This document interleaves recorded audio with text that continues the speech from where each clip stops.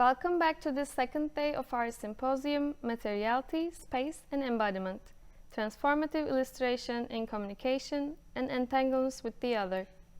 Yesterday, we talked through many presentations that explored space, embodiment, and materiality as an approach to artistic research. We will now hear our keynote speaker, Professor Johanna Drucker, on metabibliography and writing in the book format. According to Drucker, the finished work cannot tell the story of the documentation, production notes, and ephemeral and archival materials that supply the ground conditions for a book. The concept of metabibliography is meant to frame ways of addressing and including that process and how the maker's ideas might be preserved. Drucker is a book artist, visual theorist, and author of numerous books, including the Digital Humanities course book, Visualization, Modeling Interpretation, Ilias, Metabiography of Modernists, and The Century of Artists books.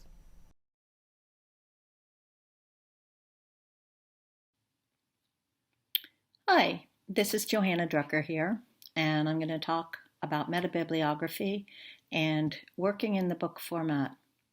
And I'll preface the talk by saying many aspects of what books are go unacknowledged, and the traditions of descriptive and analytic bibliography, so central to critical editing, research work, and library work, are attentive to the production and history of the making of a book within its physical and material contexts.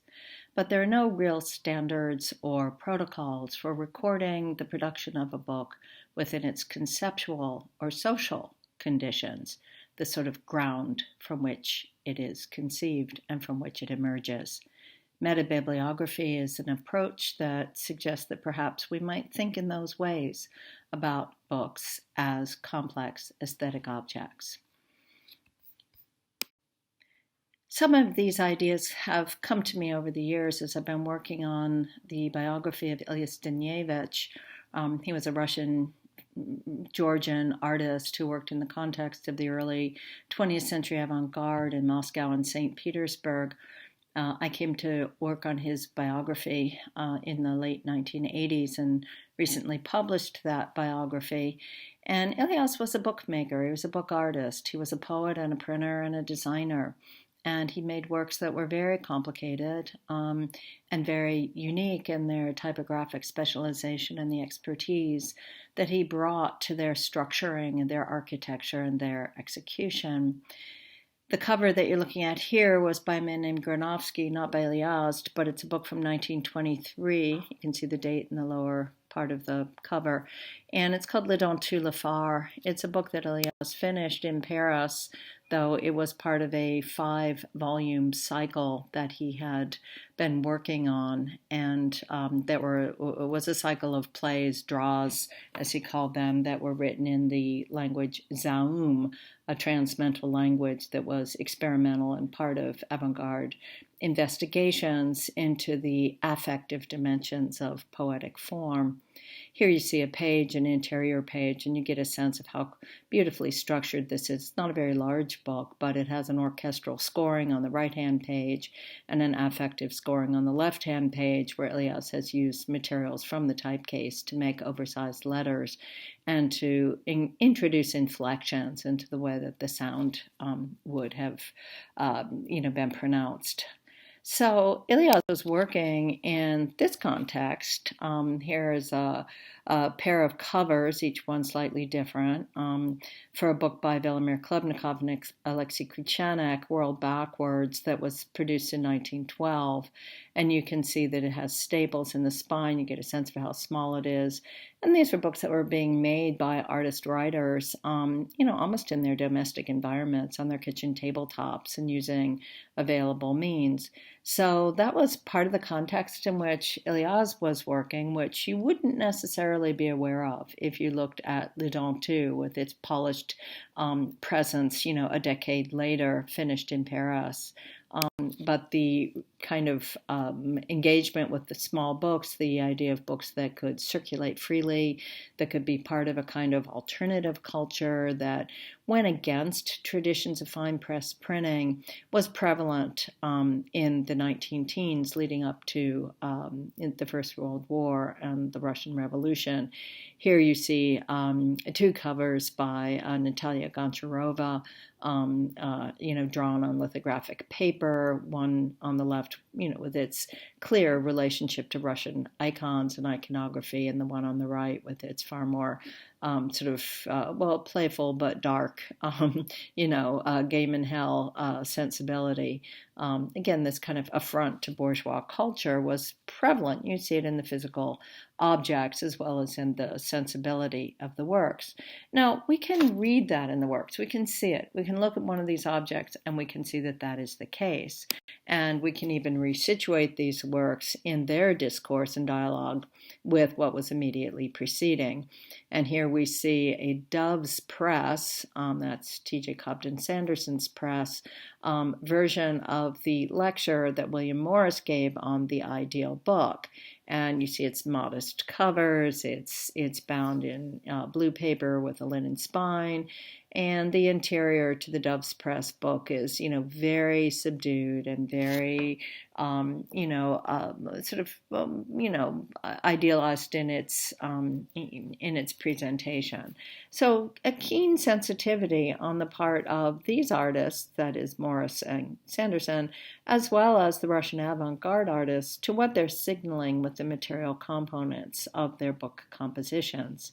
But again, the work that Morris and Cobden Sanderson were doing, that work that they were doing was exactly what the Russian avant-garde is responding against. So when we take a look at something like this, works of Geoffrey Chaucer, newly reprinted in 1896, this classic William Morris, right? I mean, Morris is creating these very elaborate arts and crafts designs filled with organic borders and, a kind of revival of medieval craft, or so-called revival of medieval craft. Look at the clasps on the edges of these books, and this is a very large-sized book, and it's bound in vellum.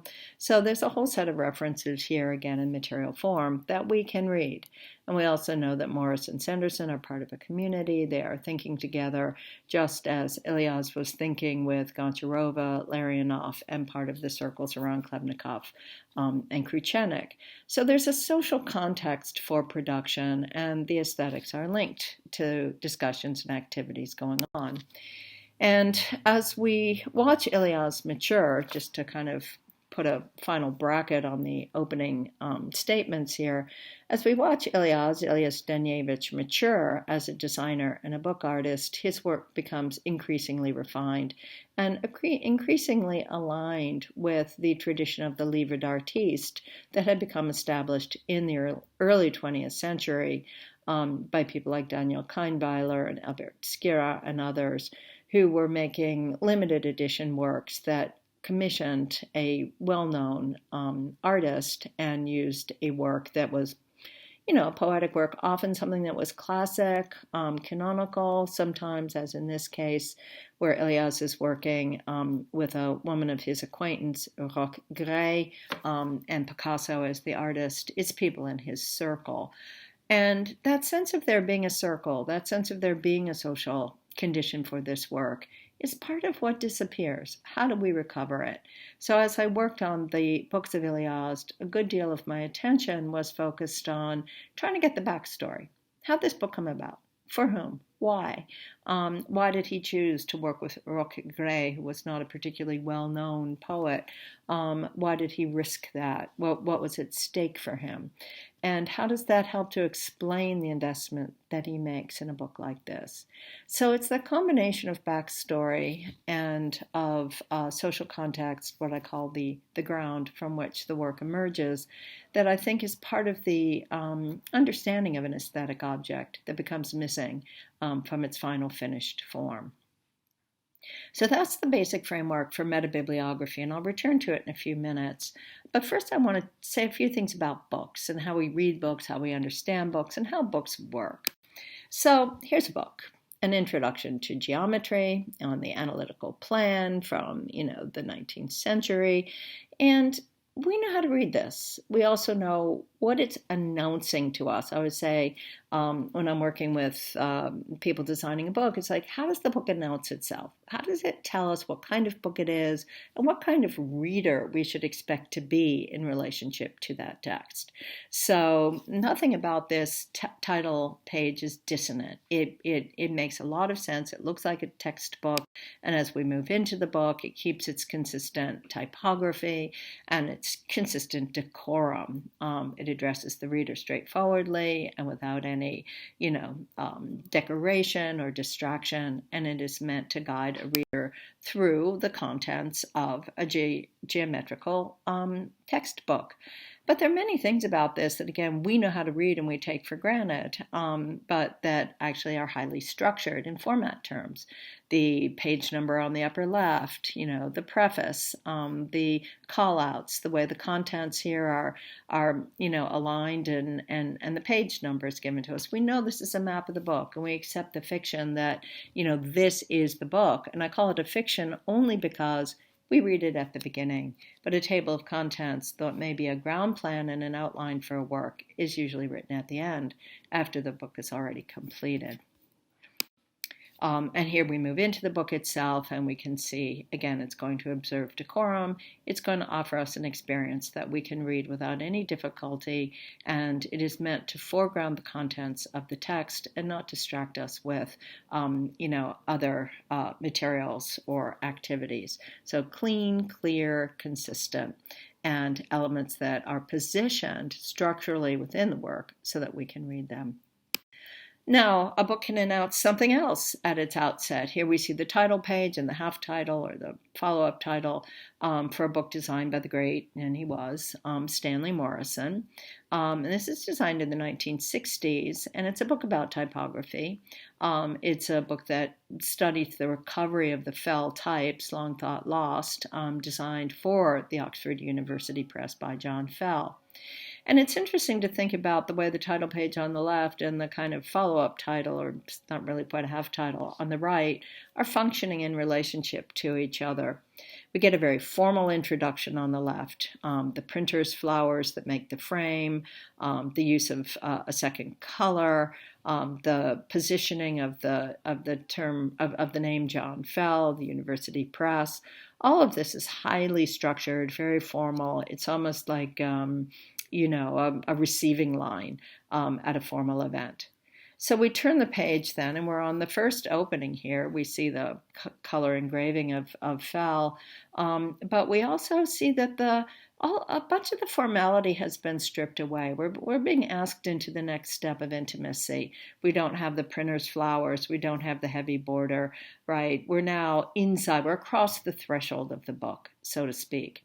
So these are aspects of the way a book works to engage a reader, announce itself, and then bring a reader into the work. And so here we see a chapter opening inside, and we can see that, this is about the Fell types for Latin and the vernaculars. And again, we see the structuring on the page, the beautiful, highly rational, but very aesthetic organization that Morrison brings to these pages. They're luxurious pages, they're large in size, and they're ample in margins.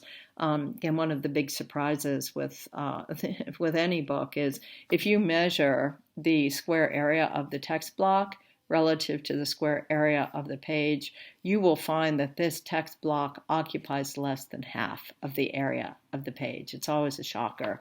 And even in a standard book, I was measuring some, kind of trade books today just to check these out. It's interesting to think about area. We think the margins here are large, but we don't really think about the area of the page itself.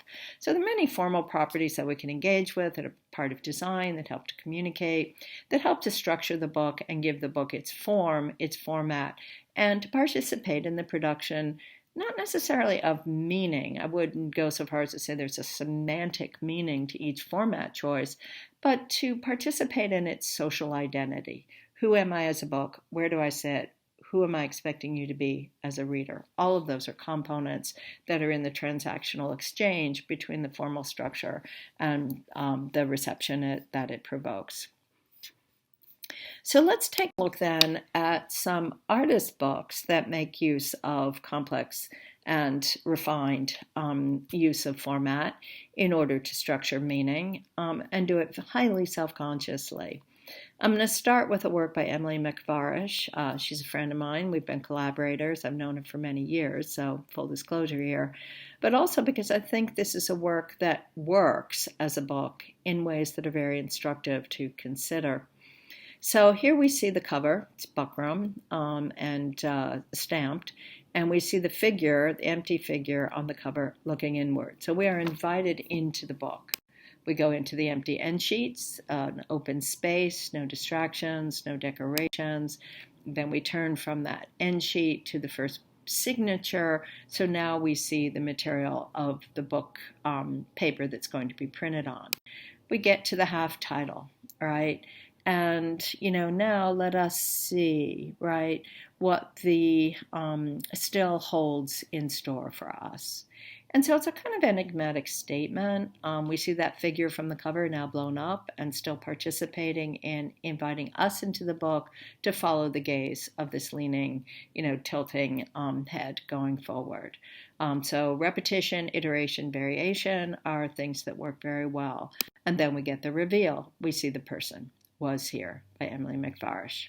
Right, so we're being led in. And as we're led in, we see a dedication, again, very, very spare, very minimal, right? But that makes the dedication that much more clear in a way because there's nothing else on the page. It's not buried with other bits of text and so forth. And then we get a running head, and it's red, and it sits right in the middle. It becomes a hanging line and takes us into the work. So every moment of our lives has a hole punched in it. And then we begin to see McVarish working with the space of the page, punching holes, right? Giving us views, giving us vignettes. And okay, we've got a leitmotif. It's been set up and it's been executed formally as well as pictorially. And then the running head becomes repeated while also being turned into dropout type. So we get the red as a ground, not just as a statement. And the image bleeds. And we also get a very large this. Okay, so we're starting to see different levels of text being articulated across the structure of the book so that each one is playing a different role, and we've been introduced to these different components bit by bit. Turn the page, the next spread, we get the running head and we get another figure, and McVarish here, this artifact in the center just has to do with the way the scans work. It's not a pop-up fold in the center. So just ignore that if you can.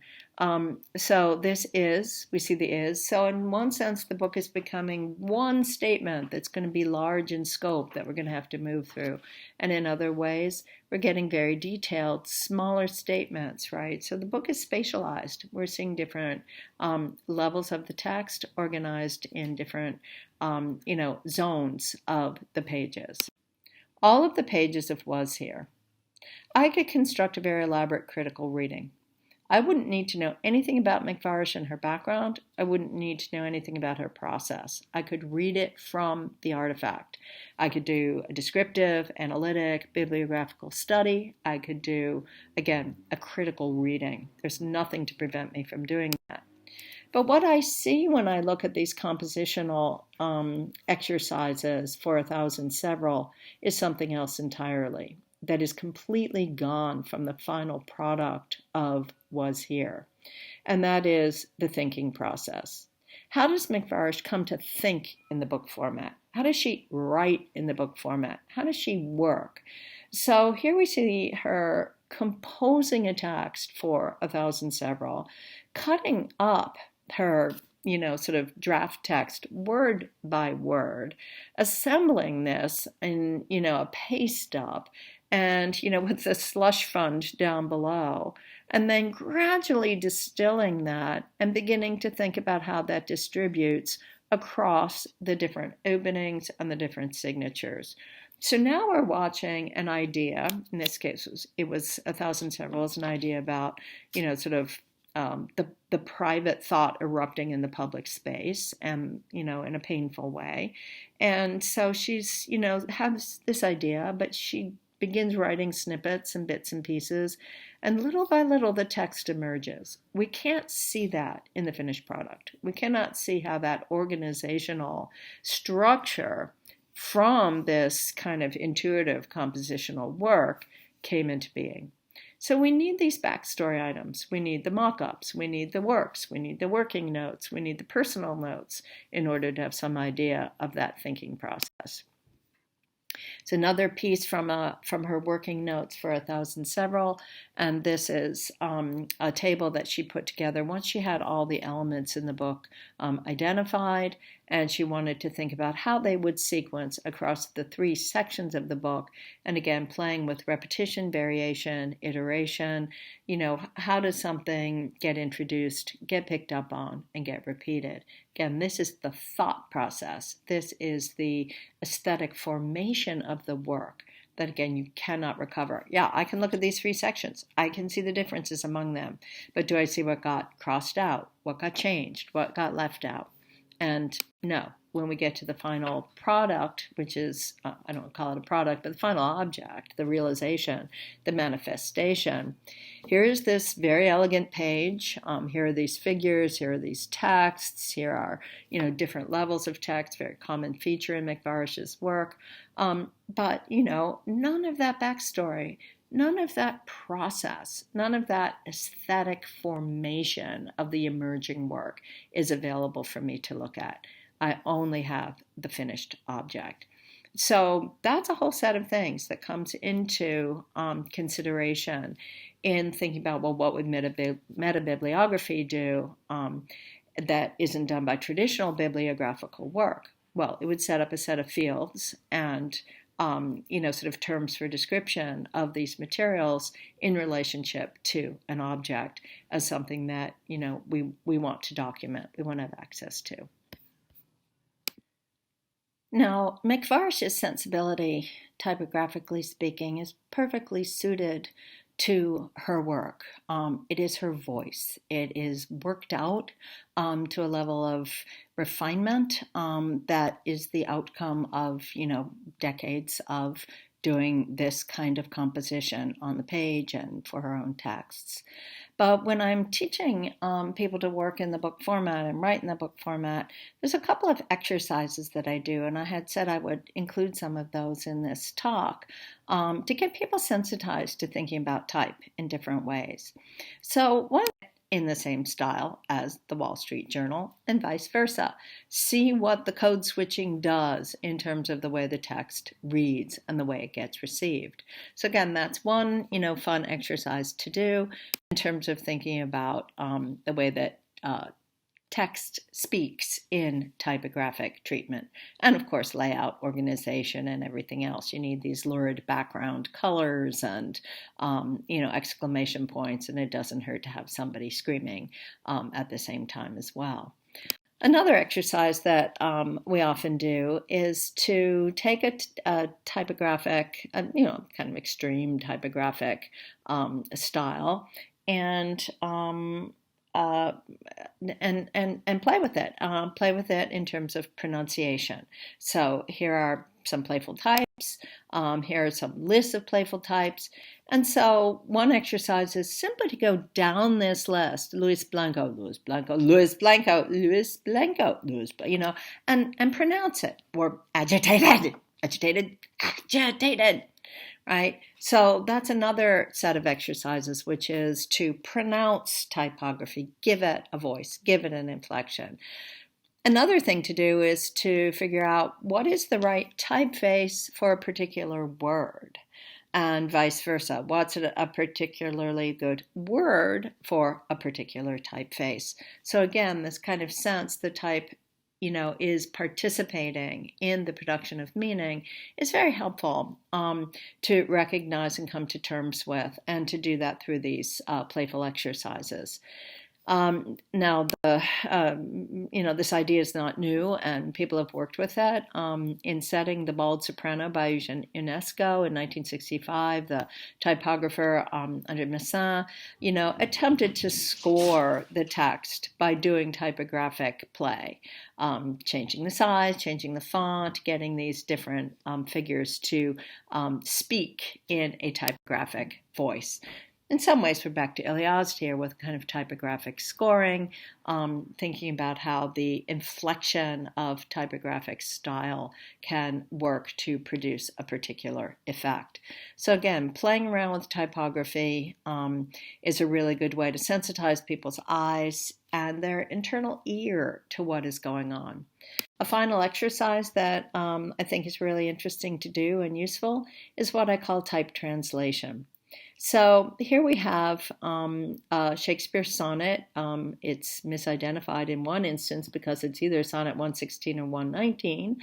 And it's been rendered in a kind of greeting card font on the left, and it's also been centered. All of the lines are centered, so it looks more like a vase than it looks like a sonnet. And so it's been given a certain kind of sentimental, kind of slightly kitschy treatment. And on the right, we see, a completely different version of this in an older English in terms of the spelling, but also, a setting that looks to be from, the 17th or 18th century, and has a long S in it still, the peculiar S. And, it reads completely differently. The image on the left is meant to make this a familiar text, one that can be used in current circumstances to communicate affection in a contemporary relationship. And the one on the right is an artifact of a historical moment. So again, thinking about how a typographic translation works to change the inflection and the scoring of a text is another interesting exercise. Okay, so with some of those sensitizations to type, let's go back to some of the other elements that were at work in McVarish's was here that have to do with understanding the flow of a book, the space of a book, the way that it unfolds, and think about ways that we can engage with the book as a thought form and an aesthetic form in relationship to those ideas. And then we will circle back in a couple of minutes to talking more about this idea of the meta-bibliography. To think about a book, rather than to think about its various components, is to think about it as a time and space-based medium, an object that unfolds through the reader's experience, but also has physical properties, limits, definitions, boundaries, and flow. Nurse Duck approaches and enters and leaves the Garden of Eden, a short story by William Rowe, is exemplary with regard to showing how that flow can be orchestrated. The figure of Nurse Duck, shown on the front here in a sequence of falling squares, becomes the figure through whom we see the work unfold. And she appears on every page and on every spread of this graphically rich and engaging work. And by doing this, by setting up this leitmotif, Rowe unifies the otherwise kind of, wide-ranging graphic features of the book as a whole. So again, it becomes a single sequence, a single unfolding. The concept of unfolding is also related to the notion of, the through line of the work, how components talk to each other in intertextual play.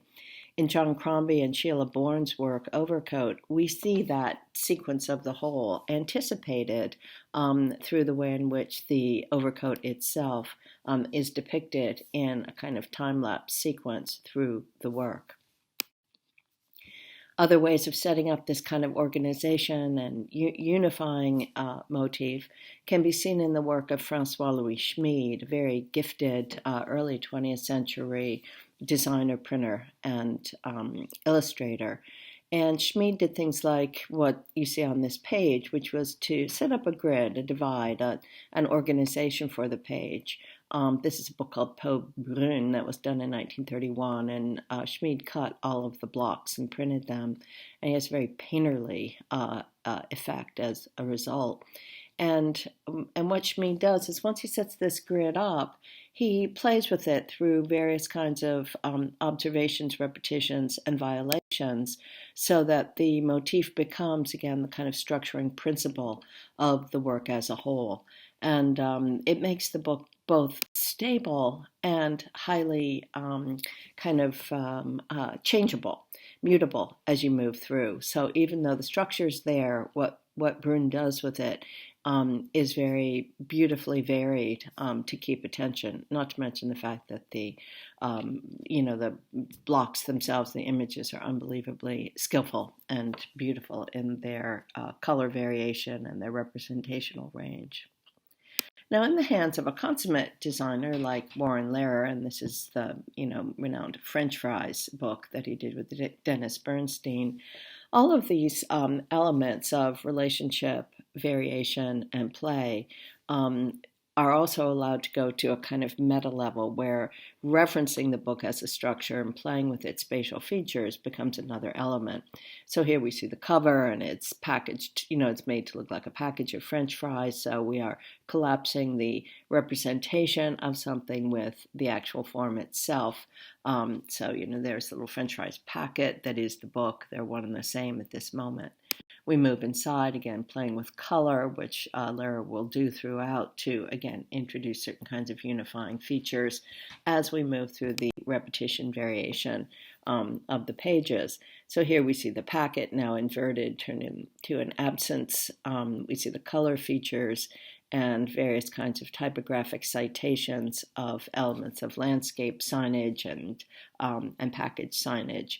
So this kind of is very much a kind of postmodern tour de force in terms of its design. Here again we see the packet of the French fries, and here now played with as something that has both real space and no space. And again, the space of the book becomes a place where we're laying on the illusion of things lying in the book, even as the book itself unfolds. So park and rear, entrance, a new play gives us this information. But again, we keep seeing this motif. And as we go into the work, this is a book about, the conversations observed in a fast food restaurant. Various kinds of, sort of manipulations of the text and the type begin to, again, really introduce all kinds of, ways to see continuity as well as to ways to see variety within the text and image spaces of the whole.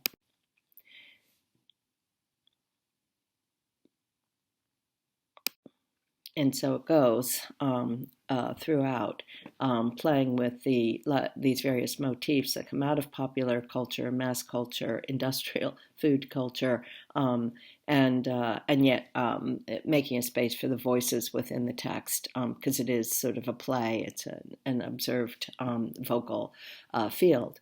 So again, with someone like Lehrer, who again is a terrific designer, what we see is that the capacity to make unity across the flow of the book has to do with repetition, variation, and consistency within an established vocabulary. So the thing works as a whole, even though every spread is different and every spread is a surprise. Now, to understand this book in a kind of metabibliographical sense would require going back to both Bernstein and Lehrer and thinking about the context within which this work was conceived and produced. And again, the kind of moment of postmodern innovation is very much apparent in the graphic style and tone of this work, and thinking about what were they trying to do and why at that particular moment. Would be something interesting to do. I didn't do that. I chose instead to work with a book by Brad Freeman as my metabibliographical study, partly because I know Lara as well, but I know Freeman well, and I watched this book come into being in the early 90s. It's finally finished in 97. And this is a book called MuseLink, and again, it lends itself very well to this concept of metabibliography, in part because the book is called MuseLink the Tours. It's meant to be a kind of accumulation and retrospective, reflection on various adventures that Freeman had in the course of his life, and it also draws on his photo inventory of materials that he had collected in the course of 30 years of doing photography, and so it has many personal components in it. And here we see Freeman at the press. We see on the left an image of Joe Reuther, who had been his mentor and teacher and had introduced him to offset printing. And again, I always call Freeman an offset painter rather than offset printer because of the way he works with the press, manipulating the final results on the sheets. But the metabibliographical aspect becomes apparent if we look at this spread and think, well, we don't know who this man is. We have no idea who Joe Reuther is. Even if Freeman identifies him in a caption, do we know what role Reuther played in Freeman's life? Do we know why Reuther was so important and what this particular moment of his post-surgery, the long scar down his chest, might have meant to the young Freeman? So we don't know any of that, and no amount of descriptive or analytic bibliography is going to recover that kind of information and give us the, as I was calling it before, the aesthetic ground from which the work emerges. Now, there's a great deal of preparatory material that goes into the planning and making of a book, and MuseLink is no exception in that regard.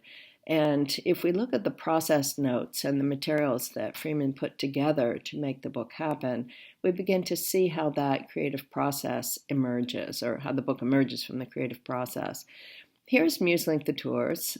We see the title page already proofed on the left, probably a digital proof of the type, and a little drawing. And the drawing is the drawing of the little baby whose head we see on the right. And this is Freeman as a child. So again, the inventory begins to announce itself. But to show itself, I mean. But the page on the left is a working sheet, right? It says what the sheet is. It says what the page is. It's referencing the imposition, the way these pages are going to move through the press, and how the color will be attached. Laid onto them, printed onto them. So we're starting to see Freeman mocking up what he knows will be a final outcome. Now, as he worked, it's an extremely elaborate book, as you saw from the cover and the interior pages. Every sheet is going to be printed by a number of plates, and the plates are identified and named. You see this on the left, and the number of runs for every page is identified, and the colors. If you look down the columns, you see these are PMS colors. So this means that Freeman is holding in his mind what the outcome is going to be if he uses 619 and 104 and 206. And then he's saying to himself, take home the PMS book and get the closest equivalents on the computer, because he wants to anticipate digitally what these runs are going to look like. So again, it's a working process. It's not just mechanical. This is envisioning the work. This is the aesthetic work of the work that is in the background. And again, you could reverse engineer what the colors are on these sheets, but you could not reverse engineer the conceptual process for the printing any more than you could for the contents and its organization. So here we see Freeman outlining the themes in the work, that there's going to be industry, there's going to be, travel, there's going to be leisure time, there's going to be personal information as well. And so we see him, starting to list what these different pieces of text might be, how they're going to be organized, how they're going to lay into the book. And again, when we get to the point where we have the final book, some of these elements are present, others have dropped away. But how would we know that? How would we understand the genealogy of the work as a whole? And again, sketches for the cost of the book. What's it going to take to actually get the book produced? And again, Freeman does all the work. And so one of the things that's very interesting here is you see him adding up all of the costs for materials, and it says not counting labor. Now, of course, the labor involved in a project like this is enormous, but it's all Freeman's.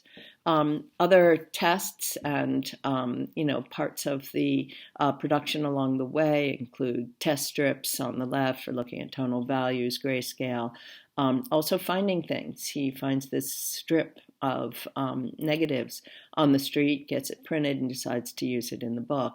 So again, the kind of way that the work emerges has its own complex history to it, and he keeps track of this as well on notes to himself.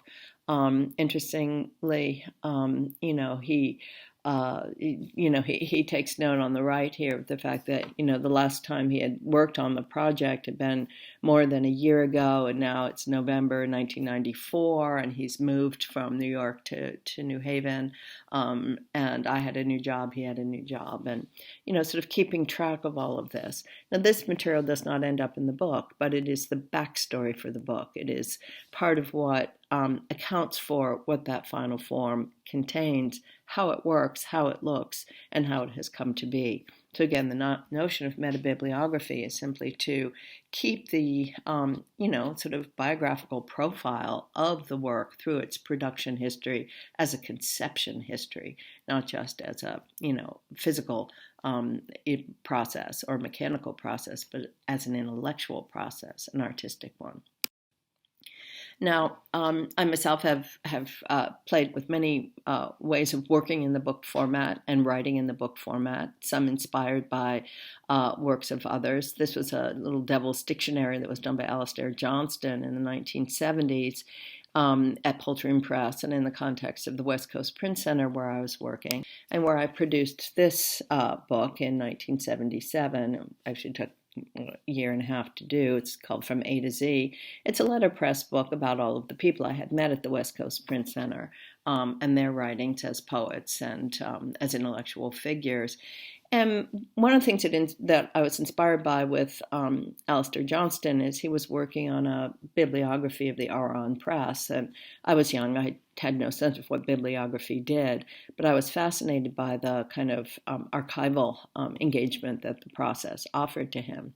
And so I did this book From A to Z, which is filled with pseudo-archival materials. I mean, it's all made up, but it also references over and over again the structures of the book, of a book, titles, running heads, footnotes, marginalia, table of contents. And again, it's all handset letterpress. The idea was to use the type in 48 drawers of type, use them once and only once, and make a text that made sense. But the backstory is the story of the West Coast Print Center, of the poetry world in the Bay Area in the mid-'70s, of its cultural politics, its aesthetics, its celebrity figures and emerging writers, and all of that is the background underpinning of this work. Here's the final page these are the final pages of the book where all of the marginal notes and footnotes are explained. Again, it's all handset type, and this can all be read, sources quoted. This is from OHR WRN's from G's journal, picky and careful shows in keeping it every day. And so the point is that all of that is lost here. You have no idea reading through this. You have to have a key to know who the figures are and to begin to understand what the motivation was for a project like this in terms of my own emerging understanding of poetry in America in the late 20th century, mid to late 20th century. So again, what's the bibliographical context here? How do we reestablish it? I don't have any of the working notes anymore for this project, only my own recollection. Again, working in the book format has been part of the way I organize my texts and my process. Often I don't know what a book is going to be until I can see its form. History of the My Word World, which was printed when in the Bow and Arrow Press at Harvard in 1988-89, was done in part because of the materials that were available to me in that environment. And when and so here again, you see the book begin to unfold. It has this bagasse paper and then black reeves as the end sheets, again, kind of dramatic transformation. And then here's the title page, the kind of contrast of official history, the history, and personal memory, my history. And it's filled with puns and plays because all of these cliches or cuts that were in the press were things that inspired me, as well as the beautiful type. And this image in particular on this page, the woman on the right, the drum majorette, was the point of departure for the book. I found this cut when I walked into the press. My mother had been a drum majorette from Downers Grove, Illinois, and she had died in 1982. And this book was in many ways an homage to her and to our relationship and to the, was a feminist critique of the kind of masculinist history of the world, but also it was a critique of certain feminist positions that saw language as patriarchal. And my relationship to literature and language had been formed in an intimate connection with my mom. So again, thinking about the book as a whole, there are multiple levels of text in this book. The large black text that is the feminist rewriting of the history of the world, a small red text that interrupts it, that breaks through, that erupts through that tale to tell the story of my relationship to language with my mother, and then these small caption texts that introduce, in coded form, various kinds of personal information. And so the book is structured, and again, with many visual puns and plays, this little horseshoe crab on the bottom left, echoing this air balloon above this strange machine, and the eyedropper as if it's dropping that little drop, which is not a drop, and so on and so forth. So again, the backstory to this book disappears here, and you can't see the way in which the work came into being. You see the final object. In fact, I printed the large black type and the black images, and then I went in and hand wrote the red texts and the caption texts in relation to the images. So it was a work that was produced that was written in process. It wasn't written all in advance and then printed. And the same is true of Muselink, of Brad's work, that he lets the work emerge. He wanted to start printing before he had finished the book. So this brings me back full circle to Iliazd and where I started talking about the project of metabibliography. This work, Les Mots Inconnus, from 1949, was a major work by Ilyas Denievich in his 41 Degrees imprint. This was printed in Paris, and it was printed after the end of the Second World War. Ilias was working various kinds of jobs and had decided to return to printing to try to make a living as a publisher, book artist, typographer. But this book was it's the first anthology of experimental visual and sound work that I know of. It pulled together the work of figures from the early 20th century who had been part of Ilias's circles in Russia and then in as well as Germany, France, and Italy and elsewhere. Interesting, there are no Anglophone poets in this text, in this collection. It's an anthology. It's an anthology that Ilias produced in order to demonstrate the historical underpinnings of the mid-century avant-garde. He said, look, there's a whole history to this kind of experimental work. Now, the reason he was prompted to do this was because of this figure, Isidore Izu, the founder of lettrism, who had come to Paris. He's a Romanian, come to Paris right after the end of the Second World War, and was touting himself as the inventor of a letter-based poetics.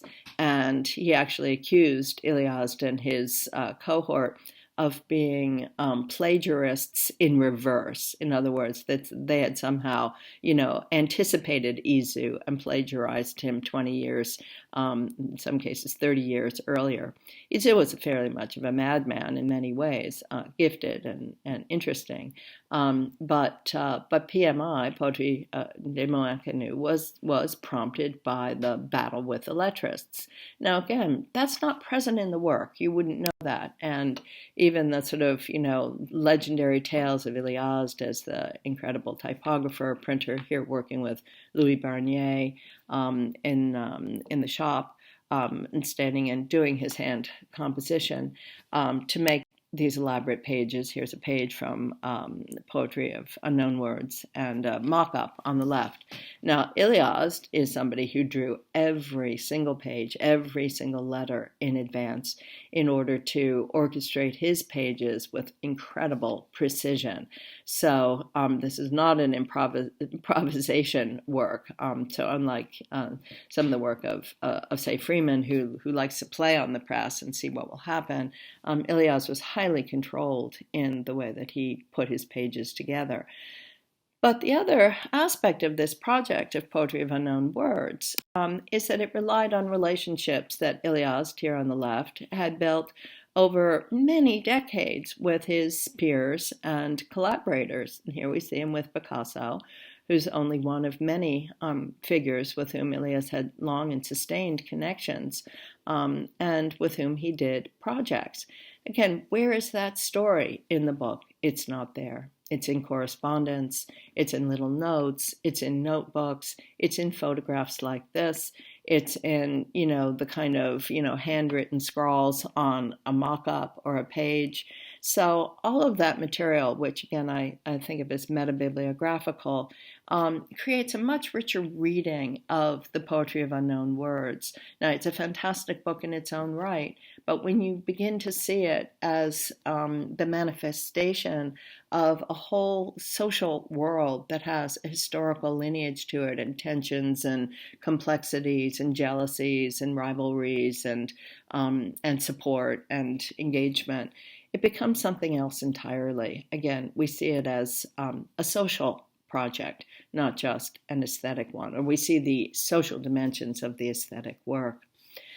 Ilias did that kind of, sort of social project throughout his life. Every one of his books is embedded in a set of social relations, including this book, which he did write toward the very end of his life. It's called Boustre Fedon, and it's a book that recollects his connections to various important figures who had been influential to him in the course of his existence. And that includes, for instance, the poem that he wrote. These are all poems written by Ilias and set going forwards and backwards, again, to suggest the Zaum poetics that he had been involved with early in his life, so that by reversing the order of the letters, he gets a Zaum-sounding text in the smaller type. So on the left, we see Elena les draps de lit se prolonge, and that's the French. And underneath, it's Anella, right, and till ed, and right, and so again, it's a kind of sense of playing with the language to show something that's within it, potential that can be unleashed through this kind of very formal, very careful manipulation. But you have to know who Ilias was. You have to know that Elena is Hélène, his third wife, and that he is referencing, her engagement with skiing and their intimate relations and so forth. All of this is present in the work, but you can't read it from the work without knowing the larger conditions of the lived life from which it emerged. So that's pretty much why I have come to this concept of metabibliography as a way of both looking at the formal features of a project. I do think that you can read a work in its final form, its manifestation, without having to have all this supplementary material. But when you have the extra material, the metabibliographical field, then you see the work in many more dimensions than you can simply going through it in its finished form as a manifestation. Thank you.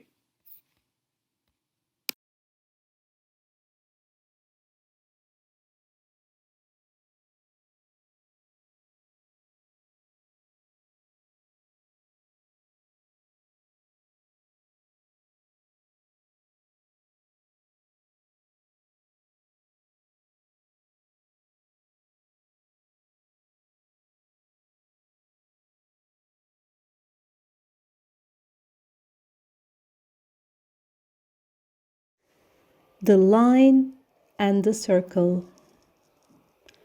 I was named after my grandmother, artist Vera Klebnikova. I'm an artist too.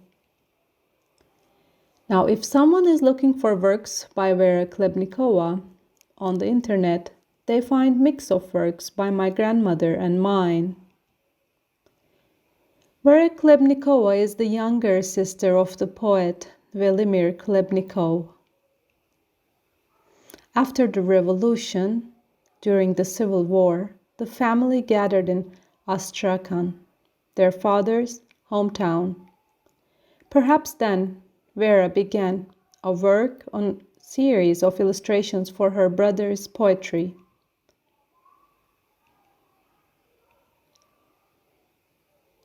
Around 1916, Pyotr Miturich gets acquainted with the poetry of Velimir and becomes his admirer. Acquaintance with the poet will occur later. That time, Pyotr was an officer and a battle painter. But the influence of the poet was so deep that Pyotr leaves his career as a military artist and makes graphic series dedicated to Velimir's poetry.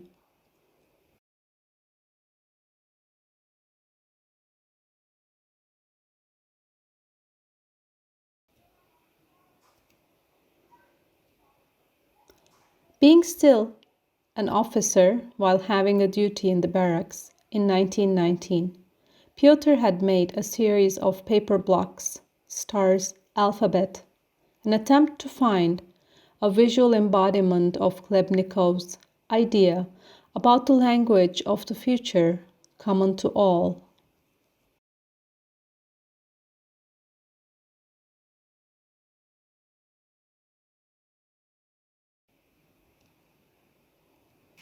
Approximately 7 years later, an artist, May Miturich Klebnikov, the son of Vera and Pyotr, began to work on a series of oil-on-canvas paintings with motifs from Pyotr's graphics.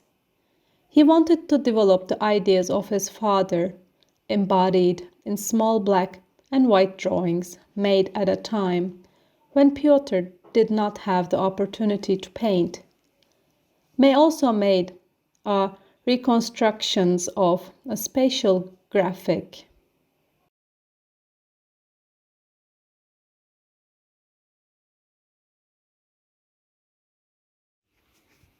The family believed that art is the most important thing that one can do in his life, and painting is the most important thing in the visual arts. Pyotr and Vera also did illustrations for children's books. In 1920s, Vera and Pyotr made illustrations for Wedensky's fairy tale Meow and Biansky's book The First Hunt. May Mitrich also made the illustrations for this book of his childhood, The First Hunt.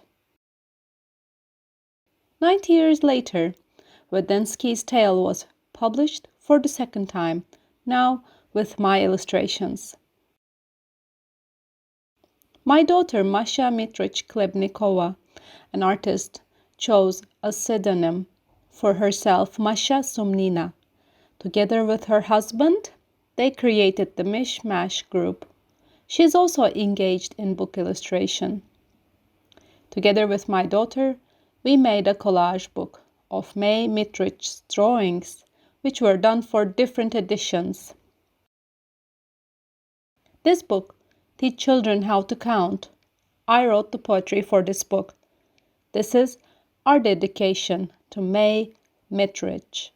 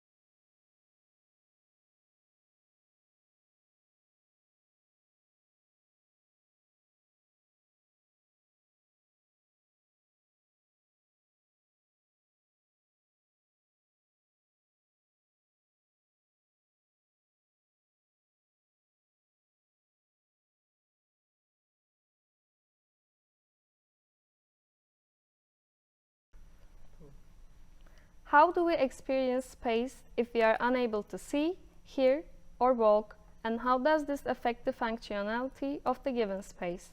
How can we, as designers, ensure that everyone has an accessible experience of architecture, regardless of sensuous ability? Elihishtin Ayda will speak about architecture and the senses.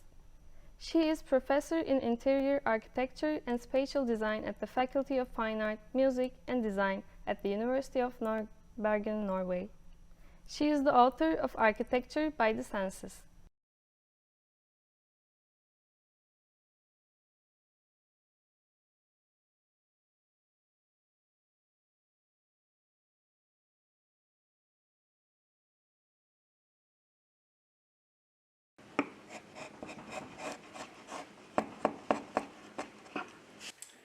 Mitt navn Elishin Ayda.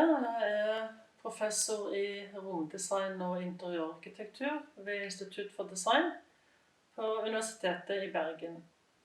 Mitt fokus ligger på de bygde omgivelser og bruken av de.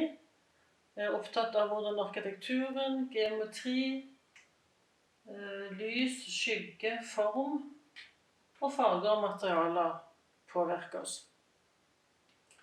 Det var også utgangspunktet til at jeg skrev denne boken Sanselig arkitektur. Den retter oppmerksomheten mot omgivelsenes sanselige opplevelser og egenskaper, og består også en del av innsamlet hjerneforskning og miljøpsykologi for å fortelle hvordan vi faktisk påvirkes av omgivelsene våre. Og hvor viktig det er at alle sansene stimuleres for en total opplevelse, med hensyn til både se, høre og føle og merke arkitekturen og omgivelsene. Og også for personer med nedsatte sanser, eller sansetap, blir det viktig, jo flere sanser som stimuleres, så kan også alle få en tilgjengelig opplevelse av omgivelsene. Arkitekturen må sies opplevelser for alle sanser. Og her snakker jeg om stimulering for det visuelle. Da tenker vi på form, farge, lys, skygge, alt det vi ser. Og det auditive som blir da akustikken og etterklangstiden i rommet. Og så er det da det taktile som går på følesansen. Og da går det på overflater og materialitet. Å lytte til rom er faktisk en av arkitekturens meget viktige egenskaper. Det gir oss en opplevelse gjennom høresansen. Og jeg har et veldig godt eksempel som er Pantheon i Roma. I den bygningen så kan du gå rundt og få helt ulik akustisk tilbakemelding fra hvor du er nede i rommet. Og det gir altså en veldig magisk sanselig, auditiv opplevelse. Litt tilsvarende er det å gå gjennom et rom med ulike materialer. Kjenne på det kalde stålet, det varme treet, denne gamle, rufsete teglveggen her, og på de ulike formene stålet også har som gitter eller rundt stål, og det samme med trematerialene. Hele veien la alle sansene få være i beredskap. Som jeg sa, så når jeg jobbet med boken, så er det mye hjerneforskning og miljøpsykologi som forteller oss hvordan vi faktisk reagerer på omgivelsene. Vi kan faktisk ikke la være å reagere på det. Vi oppfatter hele veien tekstur, form, lys, bevegelse, størrelsen på rommet, geometrien og så videre. Og så mottar vi og bearbeider disse impulsene, og så blir vi påvirket, og så oppfører vi oss deretter.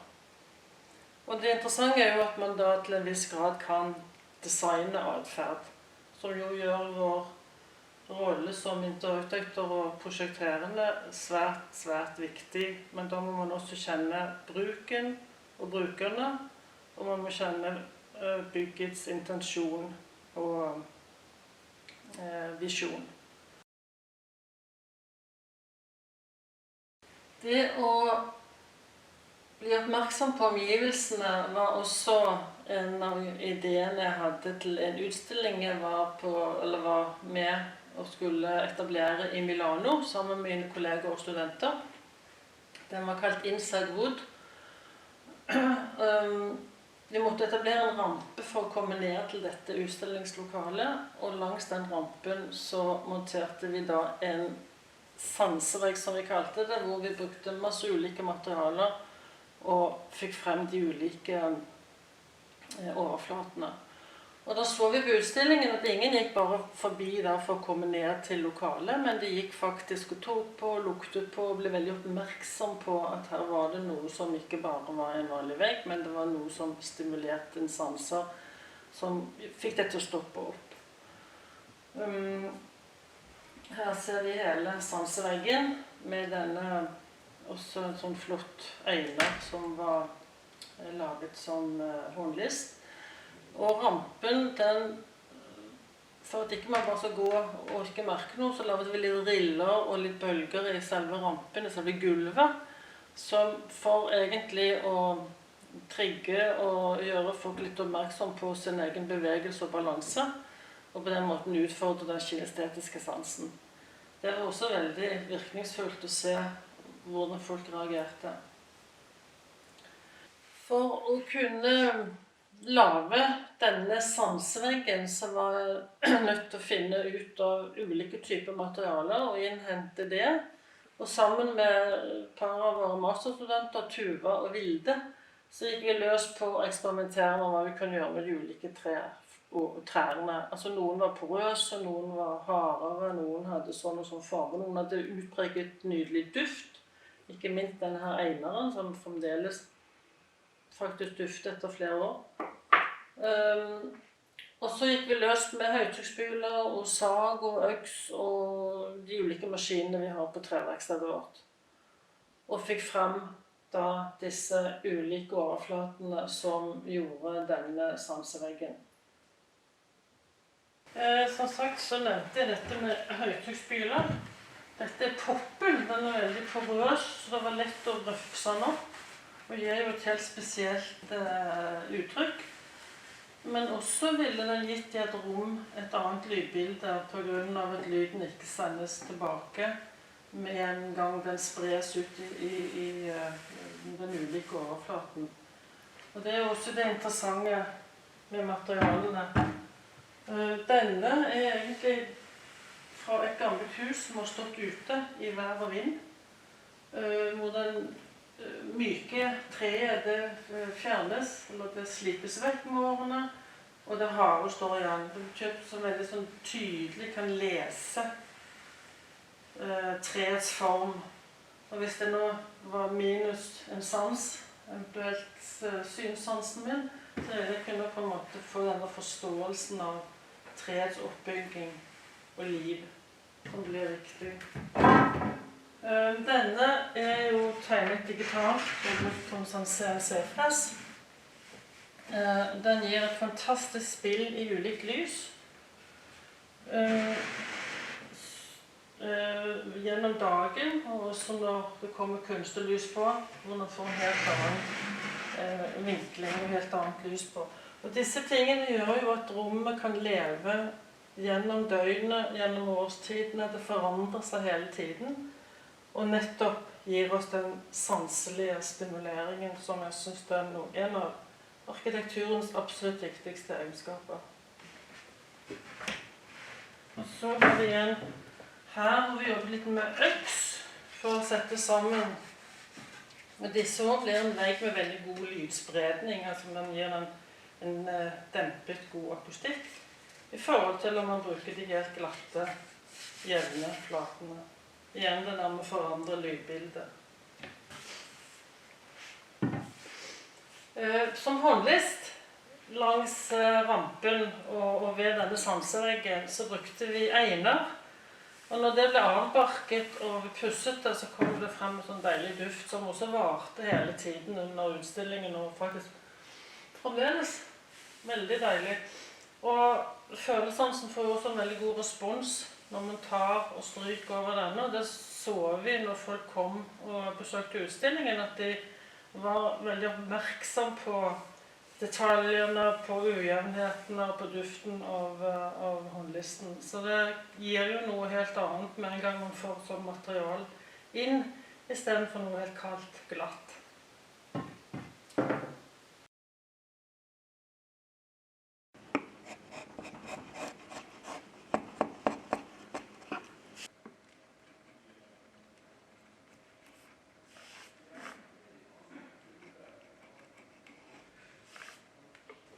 De siste årene så har det vært stor satsing på å bygge I fornybart tre. Altså man tenker miljø, energi, klima, forbruker og samfunn. Man snakker om massiv tre, det vil si man bygger opp krysslimt tre I hele store flater, og så reiser man på en måte bygget på stedet på denne måten her. Det en ganske banebrytende teknologi, og I kombinasjon med fornybart tre så jo dette en utrolig viktig satsning. Men når vi ser på disse bildene og disse interiørene, så kan vi stille spørsmålet, vi interessert I veldig mye bygg og arkitektur og rom og omgivelser av glatt gran, ufarget. Og da jeg tilbake til behovet mitt for å tenke arkitektur, form, farger, lys, tekstur, og både kunne se, høre og føle arkitekturen. Og dette bringte meg inn I masse nye eksperimenter. Her jobbet jeg sammen med 4 masterstudenter. Vi laget en workshop. Maud, Madeleine, Miriam og Heidi. Og så begynte vi å utforske hva kan vi gjøre med ulike materialer. Vi har både valnøtt, som jo gir en varm, vakker farge. Vi har eik, og vi har kirsebær, og ellers gran og furu, som jo det som brukes I disse massive trebyggene. Men som sagt kan det innerste skiktet I disse massive veggene lages I et annet treverk, en annen farge, man tilsetter pigment, og helt andre og ulike overflater, former og reliefer.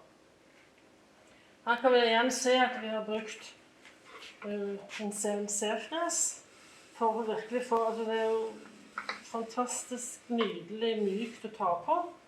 Treverket har jo også en fantastisk glød. Her har vi oljet det, altså valnøtten som oljet. Den lysere normalt, så får en olje for å få frem dybden, og enda bedre å få frem disse skyggene og formene I dette her. Den taktil, veldig god, som man på en måte må ta på. Så vi kan jo se for oss at det kommer vegger av helt andre treslag og helt andre farger inn I disse massive trehusene. Vi har litt ulike måter å jobbe på, ulike former vi kan få frem. Her må man bare frese spor, men man kan også legge farge på sporene.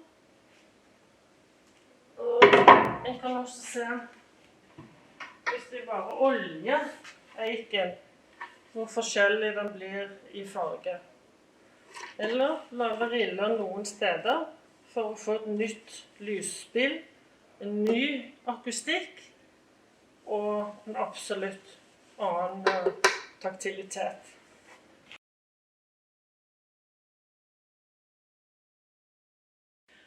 Tar vi en prøve som denne, og tenker oss at vi går gjennom en korridor, og går tilbake igjen, så ser vi den visuelle forskjellen som gir en litt uvant og overraskende effekt. Det de visuelle, og her det også selvfølgelig lysspill I denne, men også for lydbildet, hvis den tok for eksempel igjen en lang korridor, og brukte noe av disse flatene på vegg og tak. Denne vil spre lyden, og du får en kortere etterklang og en bedre akustikk, og da går du igjen gjennom en korridor, og lydbildet forandrer seg. Så det visuelle forandrer seg, lydbildet forandrer seg, selvfølgelig det taktile. Jeg går for å ta på denne, til å komme videre og ta på denne, og alle disse som ulikt materialitet og overflater. Og da jeg igjen tilbake til det som fokuset mitt, at arkitekturen må ses, høres og føles. La følesansen berøre ulike treslag og overflater. La luktesansen kjenne duften av materialene. La høresansen få ulike opplevelser med stillhet, lyd og gjenklang. Og la synsansen få glede av form, farger, lys og materialer.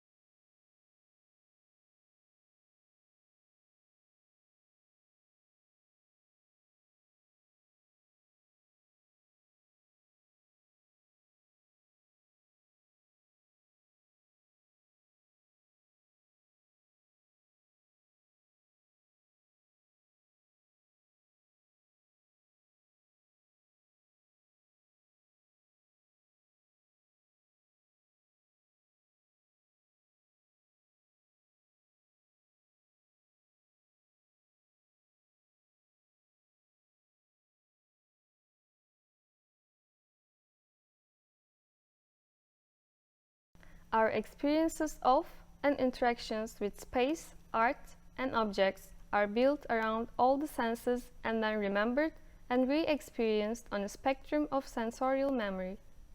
What can we understand from these interactions, and how can scent and the other senses create more embodied and active engagements between people, places, and objects? We invite Dr. Lauren Davis to present her talk entitled Multidimensional Engagement, the Impact of Scent on Art, Embodiment, and Experiences. Dr. Davis created the exhibition Scent and the City, which explored different ways to use the senses to understand and experience the past and present in Turkey. It was held at the Koç University Research Center for Anatolian Civilizations in Istanbul in 2016 and at the Erimtan Museum in Ankara in 2018.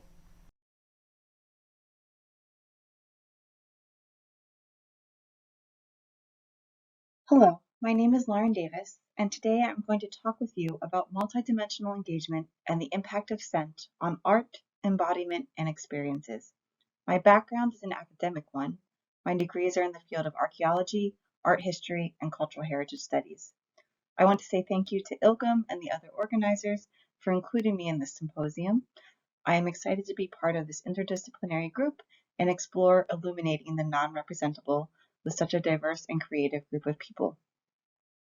My doctoral dissertation was entitled Sensorial Urbanism and Smellscapes, Documenting and Exhibiting Istanbul's Cultural Heritage. An important part of my dissertation project was to explore how the intangible senses and their significance could be shared with people, particularly in a museum context. To that end, I curated the exhibition Scent in the City, which was open in Istanbul, Ankara, and as a temporary exhibition for a few days in Edinburgh. I will talk a bit more about this project at the end of my presentation. First, I wanted to talk about the senses and scent in general and discuss why they're worth thinking about.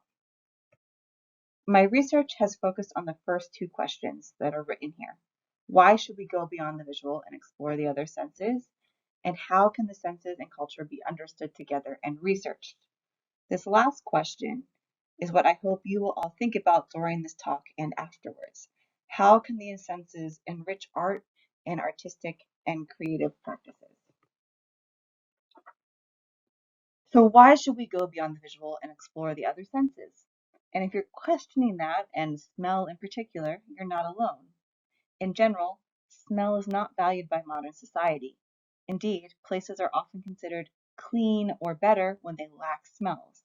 However, our desensitized modern world is a rather recent phenomenon. Some scholars have called our age an ocular centrist one, or one in which we give primacy to the visual. But throughout human history, people have thought about all the senses and about smell. The senses are a significant part of the environment and can help create an atmosphere for ritual in particular. Life is not, and has never been, experienced in a sensory vacuum, and the sensory embodied experience is an important narrative and markers of place and in many other aspects of culture and life. Of our five senses, sight, sound, touch, taste, and smell, the sense of smell is the least understood and often the most disregarded. Layers of scent are all around us, yet we have difficulty identifying and differentiating among the smells that permeate our lives. Our relationship with scent is complex. We often work hard to cover up or destroy natural scents by perfuming our bodies or sterilizing our surroundings. However, scents connect us with some of our deepest and earliest memories, taking us back to a childhood home, a family meal, and a neighbor's garden. This is certainly a cherry-picked list of what some prominent thinkers have written about scent, but in general, it highlights the lack of importance Western thought and cultures have given to scent. It is a base sense, it is animalistic, it is of extremely slight service, of little special value. But I want to talk for a minute about how smell, memory, and emotions are related, and that will help explain why I think smell is such an important part of culture. The sense of smell is processed in the brain in a unique way. While taste, touch, sound, and visual information first go to a center in the brain called the thalamus, the most olfactory data goes directly to the emotional center of the brain, the amygdala, and then to the brain's memory center, the hippocampus. So this pathway closely links the sense of smell with our emotions and memory center in our brain and helps to explain why we have such strong memories associated with odors, even from early childhood. All the senses create the same level of memory in the sense that if you would smell your grandfather's, let's say, pipe, and you would see his pipe, you would remember him equally. But this pathway means that when you smell it, you evoke stronger emotions are evoked in you than if you would just see the pipe. Our knowledge of how the olfactory system works is relatively recent. Scientists Richard Axel and Linda Buck won the Nobel Prize in 2004 for their discoveries of odorant receptors and the organization of the olfactory system. So as we breathe, air is trapped by the mucus in the area of our noses called the olfactory epithelium. This air passes to about 20 million odor receptors, and each smell activates a different combination of receptors in the nose. The receptors then send the data via nerve pulses to another area in the nose called the olfactory bulb, which transmits the data to the brain, and then the process that I just discussed happens. And actually, there are still competing theories about how different smells activate the different combinations of receptors. We still don't know for sure. The final point I want to make on this subject is that we don't all agree on what smells good and what smells bad, which is what this image of the baby shows. You can see clearly that some liked the same scent and others didn't. Except for some poisons and odors related to disease, there is no scientific or biological basis for categorizing odors as good and bad. We learn these preferences and biases after we are born from our family, friends, experiences, and culture. I want to talk for a minute about the concepts of embodiment and synesthesia. So first, the concepts of embodiment and the related concept of phenomenology are in many ways indivisible from the senses. Dropnik, writing on smell, professes that once the smells are inhaled, they become intimately bound with the body. They permeate the atmosphere and are inescapable. Embodiment is utilized in a number of disciplines, including philosophy, the cognitive sciences, and the social sciences. Embodiment has no one definition across these disciplines. Its dictionary definition, the act of embodying to put into a body, to impart a material, corporeal, or sensual character to, provides only a vague basis of how it could be a methodology, a paradigm, or part of a creative practice. Embodiment acknowledges that the body is malleable and that the body is both an object and subject of culture, a consumer and producer of sensory data, and can change in response to experiences, which can quite literally, quote, get under our skin. We not only change scapes as we move throughout our environment, we also create our own sensory landscape.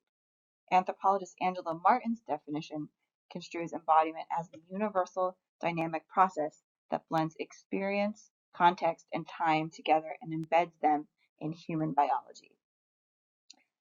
Synesthesia is a condition where an impression of a sense becomes triggered after the body is exposed to a different sense.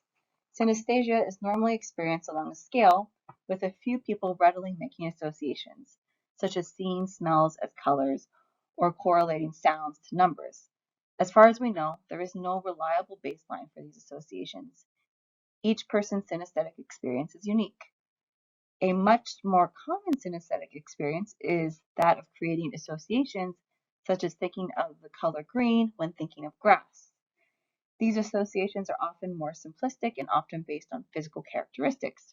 Grass is normally a shade of green. But there does appear to be some more consistent associations between the senses.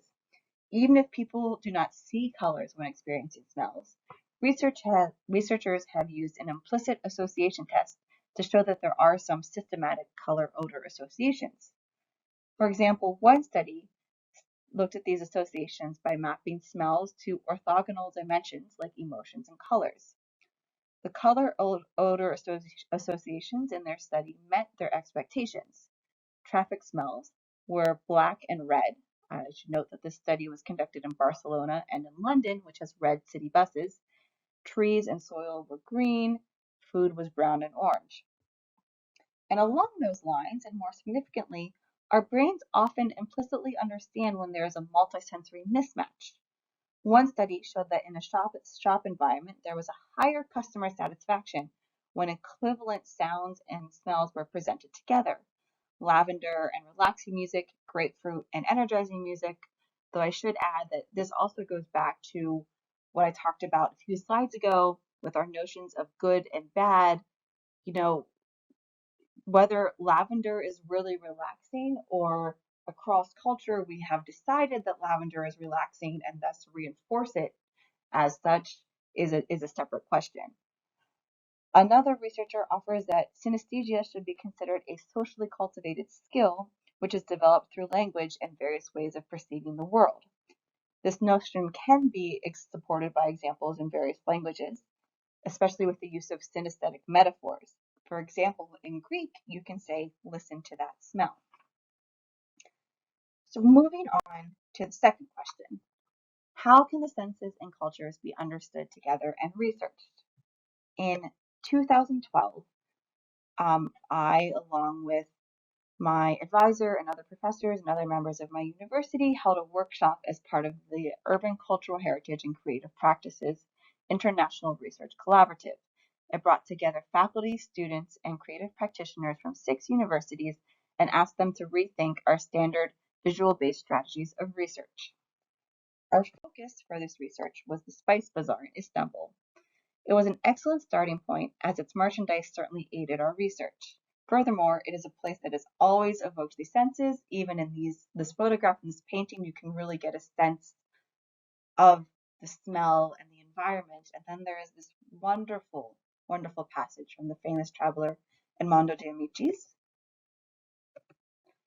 Entering this, we are immediately assailed by an odor so powerful as to fairly knock one down. This is the Egyptian bazaar, where are deposited all the wares of India, Syria, Egypt, and Arabia, which later on, converted into essences, pastilles, powders, and ointments, serve to color little hands and faces, perfume apartments and baths and breaths and beard, reinvigorate worn-out polishes, and dull the senses of unhappy married people, stupefy smokers, and spread dreams, oblivion, and insensibility throughout the whole of the vast city. After going but a short distance in this bazaar, your head begins to feel dull and heavy, and you get out of it as fast as you can. But the effect of that hot, close atmosphere and those penetrating odors cling long to your clothing and remain for all time in your memory as one of the most vivid and characteristic impressions of the East. A variety of creative methodologies were tested by the participants, including blindfolded smell walks, collecting scent sources in glass jars, and interviews. And these resulted in narrative short stories, dance performances, and short films, as well as a smell map. Another participant took a much braver route and walked around the area all day in a pair of white socks, which, as my office served as the storage place for all of these materials, I did not keep. The results of this workshop, plus my continuing research and oral history project, culminated in the exhibition I curated, Scent in the City. I'm going to give you a quick overview of the exhibition.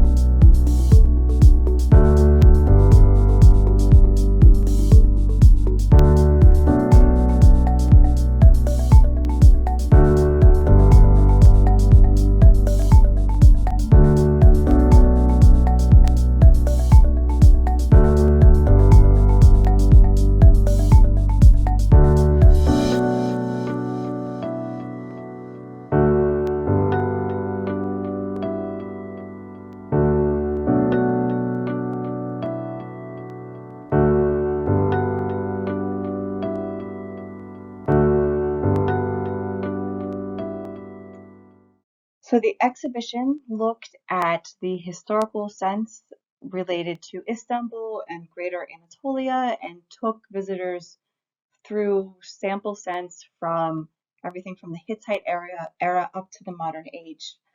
And the focus really was the scent. We had a few objects, but mostly we had about 60 scents for people to experience. As you saw in the video, most of the scents were experienced via a scent machine that was designed by the design company Patu. When visitors pressed a button, perfumed smoke was expressed out of the bronze pipes for about 5 seconds. And we included a number of interactive elements. You saw the map in the video that every couple of days we kind of cleared out and let people redo a small map of Istanbul. And then we also had this scent bar, which had a guessing game, some scents from the exhibition and others from daily life, including grass, baby powder, camphor, musk, and gum mastic.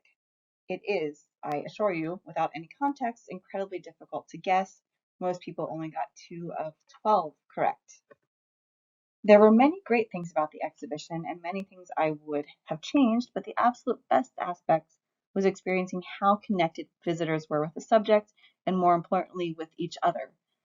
Evoking the senses, as hard as it can be, or as hard as it is or can be, has enormous power and potential for art, for community engagement, and just for bringing people together. So I'm going to leave you with the question I asked in the beginning: how can scent enrich art and artistic and creative practices? Thank you so much.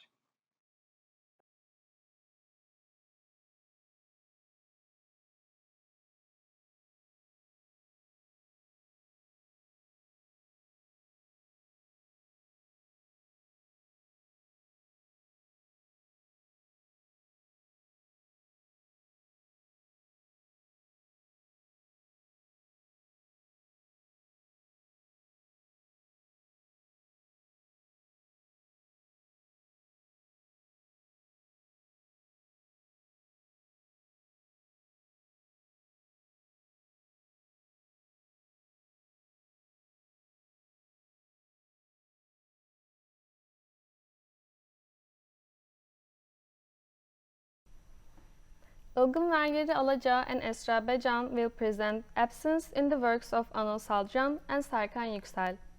Selected works by Saldırgan and Yüksel were both inspired by literature that gives voice to the narratives of children facing challenges. Despite the detail in the renderings in their works, key aspects appear unfinished, implying that there are at least 2 narratives, a clearly visible one and an obscure one. Vergeri Alaca is an associate professor at Koç University, Department of Media and Visual Arts. Her recent focus is on materiality of children's literature, and she edited a special issue on this topic in 2019. Esra Becan is an Istanbul-based artist and researcher. She has participated in solo and group exhibitions and is currently working as an illustrator and a researcher.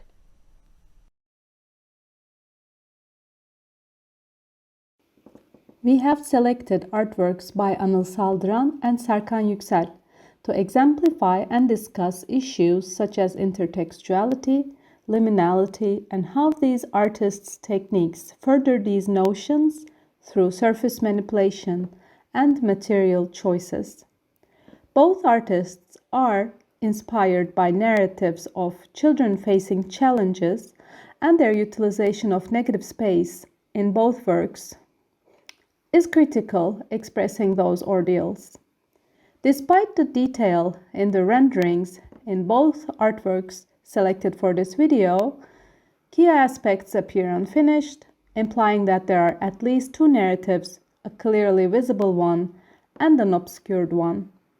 Saldıran's detailed elements versus features that are strategically absent, and Yüksel's delineated poses that are meticulously placed on abstracted components convey a palimpsest of meaning that invites interpretation.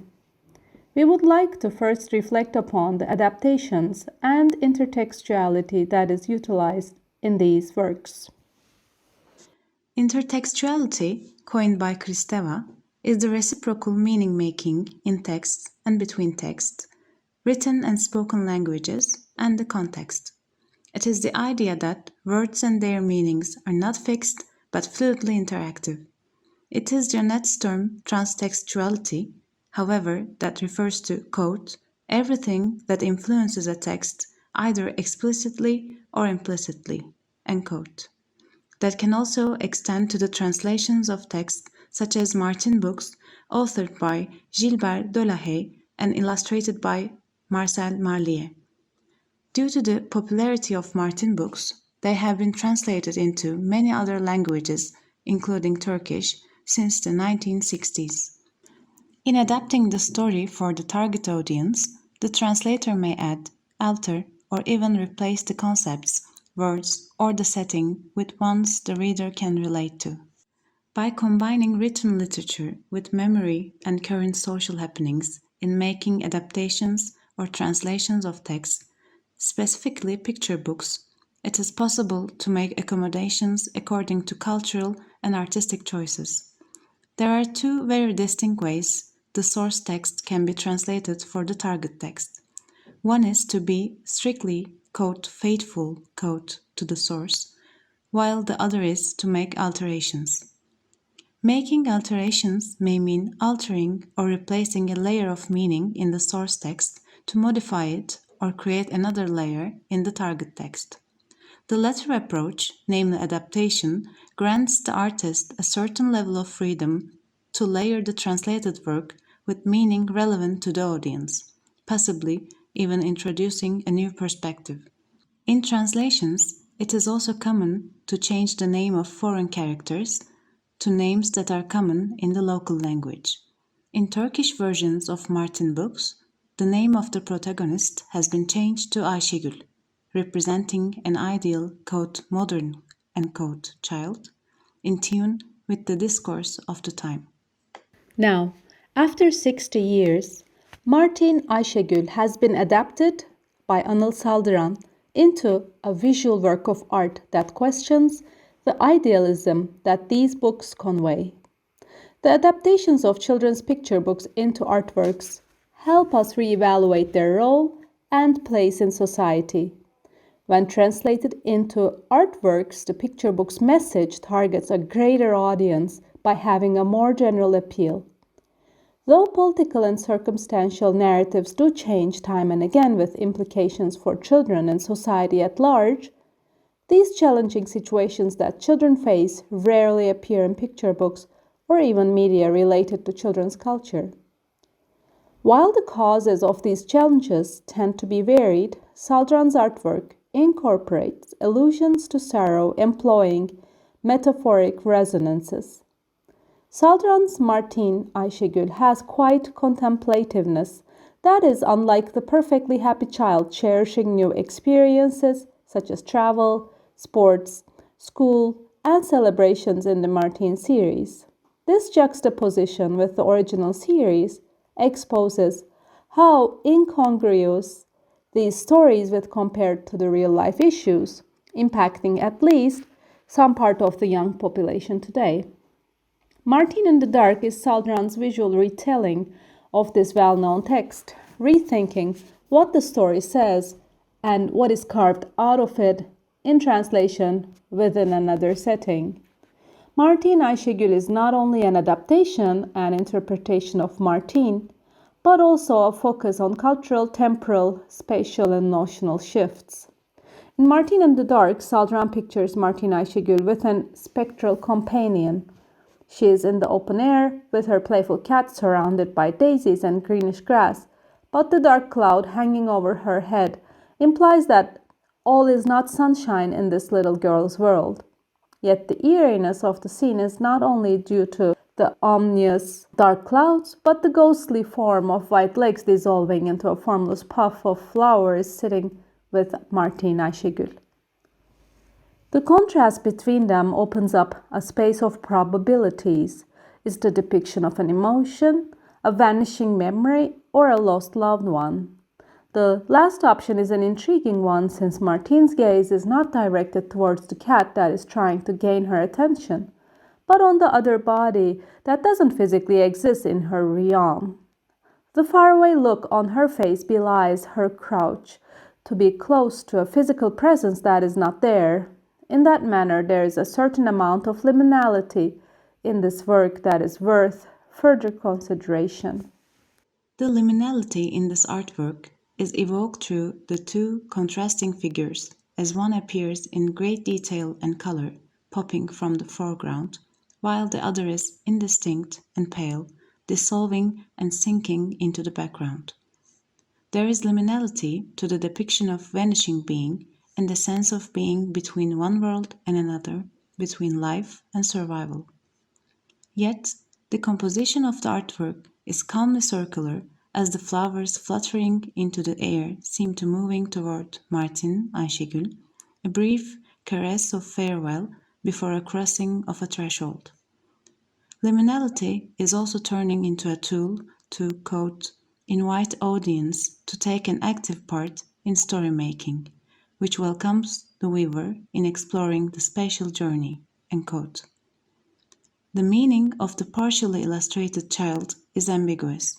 Perhaps she occupies a, quote, liminal space outside of society, end quote, is an imaginary friend or an absent companion.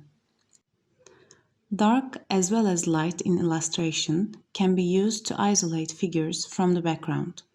Dark and light can be strategically utilized to create a haunting scene in contrast to a joyful one. Emotionally, ordinary darkness may be the daily ebb after the flow. This train of thought is not to disregard the intensity of the darkest dark. On the contrary, dark can imply the uncanny to its fullest potential, which is the final concept we would like to reflect upon. Freud's theory of the uncanny sits at the intersection where familiar and unfamiliar meet, possibly containing, quote, uncertainty, anxiety, alienation, silence, opaqueness, aloneness, doubt, end quote. It is in that moment when the subject encountering or witnessing it that, quote, experience and thought, end quote, collide. When the uncanny is experienced, the self can feel lost in the woods, in the fog, or altogether. Uncanny is the disturbing sensation that accompanies thoughts of facing a challenge or loss, such as being in a disadvantageous situation. In artworks, texts, or illustrations, it can be portrayed via the negative. In Martin in the Dark, both the vanishing child and the dark cloud can be read as absence and loss, figuratively and contextually. Anil Saldran's revisits and puts a twist on the story of Martin, which had an impact on generations and has now become a part of the cultural memory of many geographies, including Turkey. Saldran's strategic use of negative space are similar to Yüksel's use of silhouettes that are an absence of color and shape. In this artwork by Serkan Yüksel, he selects a playground to exemplify the constructive values and presences that we crave. Serkan Yüksel uses physical holes, a technique that he utilizes to demonstrate the unseen, the hidden, and the obscured. He exposes the reality of the situation by cutting away or emptying out the space to show the forms this creates inside.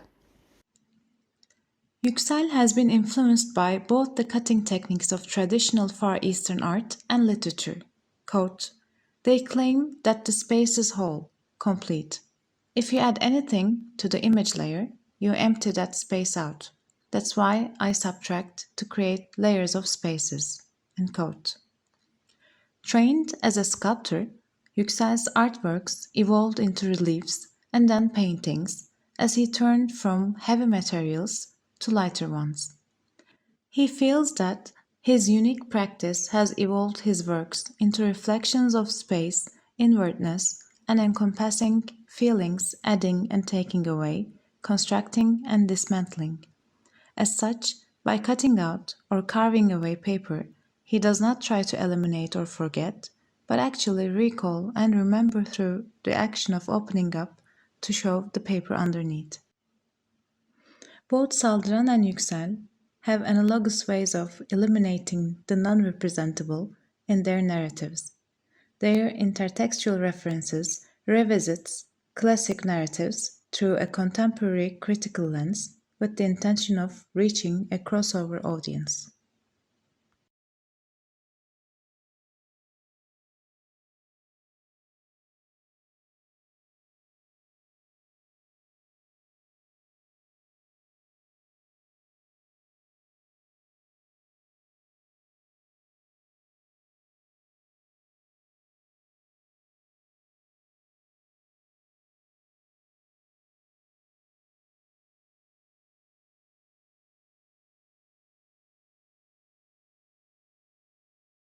Now we invite Chloe Bonfield to make new readings of Emblemata through current and past theoretical lenses.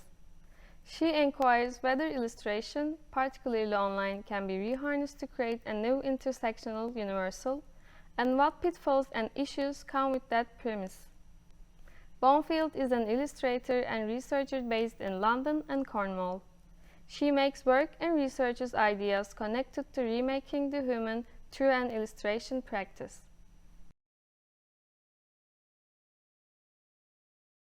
If the sky should mingle with the earth and the sea with the sky, the sun and Erebus, light and shade, earth and heaven, then the four constituent elements of the universe would fight, hot and dry, cold and wet.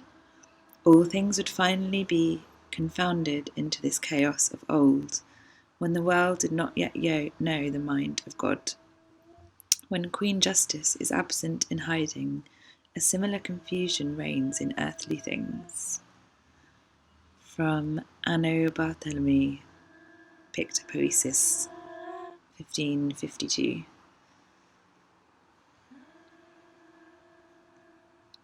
From Hemispheres by Nick Stringer, published by Guillemot Press 2020 and illustrated here by me. Ignota, the unknown.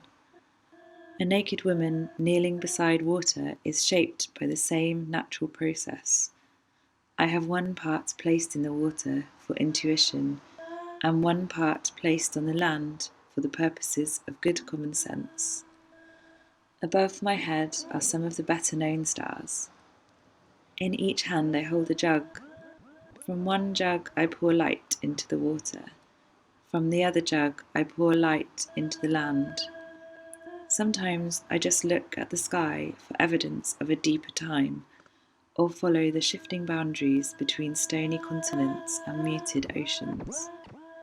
Presented like this, for a public view, an imaginary line passes through me, dividing commons into significant elements of geology. The rich become poor, and the poor become rich, one of many women kneeling half visible.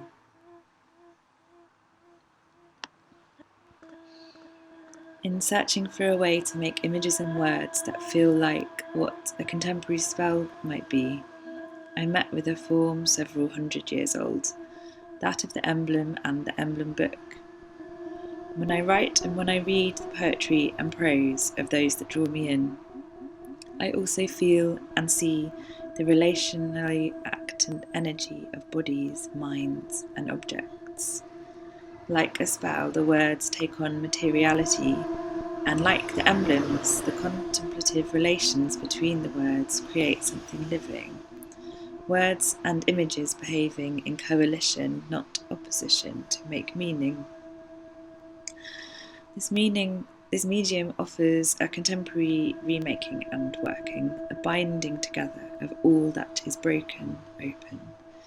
In rethinking the world, in this moment of environmental cataclysm, I look to politics that propose of shifts towards ecological thinking on a social and political dimension, whilst still retaining and respecting a need for mind and body work other than that of the phenomenological.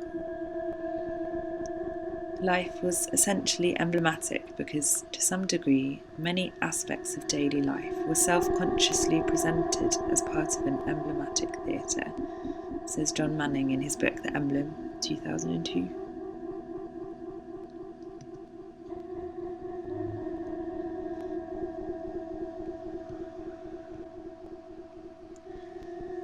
Finding yourself in the witch's front room whilst carrying a conch shell oil lamp.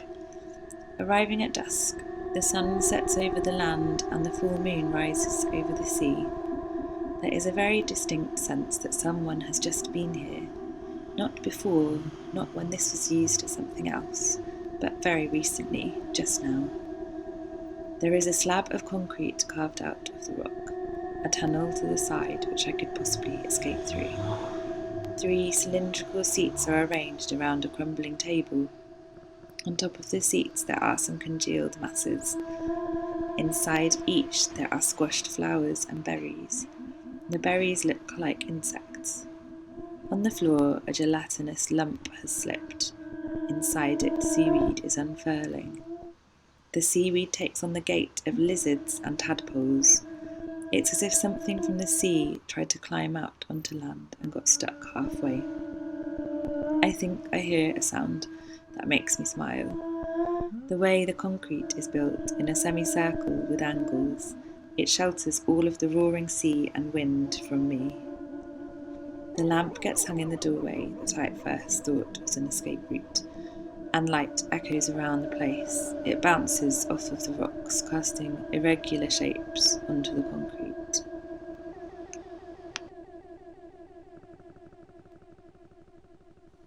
Without justice, confusion. If the sky should mingle with the earth and the sea with the sky, the sun and Erebus, light and shade, earth and heaven, then the 4 constituent elements of the universe would fight, hot and dry, cold and wet. All things would be finally confounded into the chaos of old, when the world did not yet know the mind of God. When Queen Justice is absent in hiding, a similar confusion reigns in earthly things. From Spell's 21st Century Occultist Poetry from Ignota Press in 2018. This isn't about God making the world with the word. It's about witches who've been remaking the world, unmaking the mess he made ever since that difficult birth. The emblem books were expansive objects, and within which the ideas of the limits of thought, both theological and philosophical, and all of the dogmas of the period were played and replayed out in micro and macro universes, reaching into an applied emblematics of architecture, textile, theatre. As Manning states of the nature of emblematic imagery, so absolute were the conservative powers of theology, politics, and education, that symbolic representation of the natural world based on impeccably edited classical texts survived any interrogation grounded in empirical principles.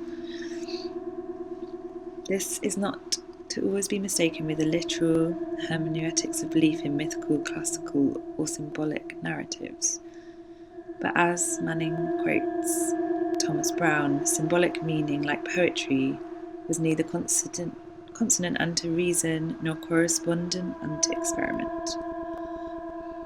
On a larger scale, this resulted in a mesh of neoclassical ideals, measure, and theology that created the structures of science, politics, and thought that we live within in Europe today, all of which offer possible sites for remaking and speculative thinking. On a personal scale, the emblems offered a way to compress and explore all of the objects of the world and what it meant to be a human. And somehow finding a way to hold all of the thoughts at hand in the mind, can the emblems become intersectional shapes, a type of moving and morphing whole, suited to the complexity of contemporary life? Or as an illustrated practice, can emblems return to their object status, regaining power within the world, even as they become copies?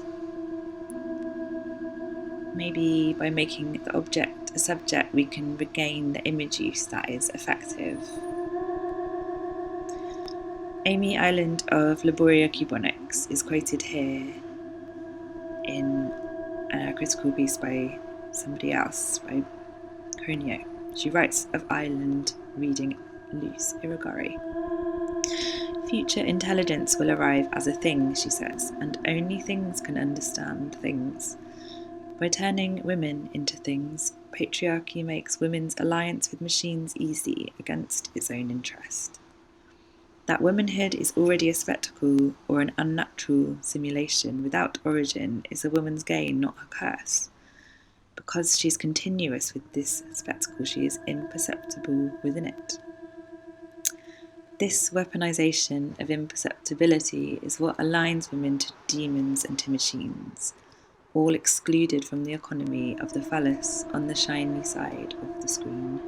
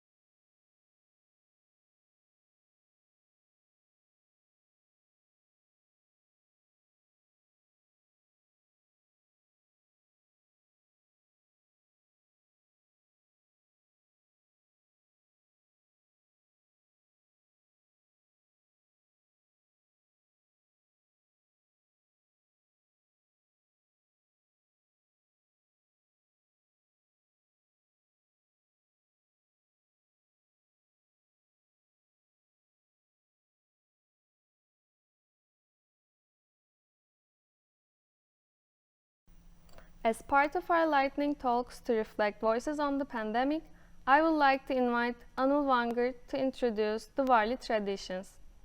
Wangert hails from a small Varli tribal village in Maharashtra, north of Mumbai. He has been painting in the traditional art style of the Varlis, experimenting with themes of gods and goddesses as well as the more contemporary issues of our times. It was the artist's mother who influenced and taught him how to paint. In 2014, he was awarded the WCC Award of Excellence from UNESCO for his paintings.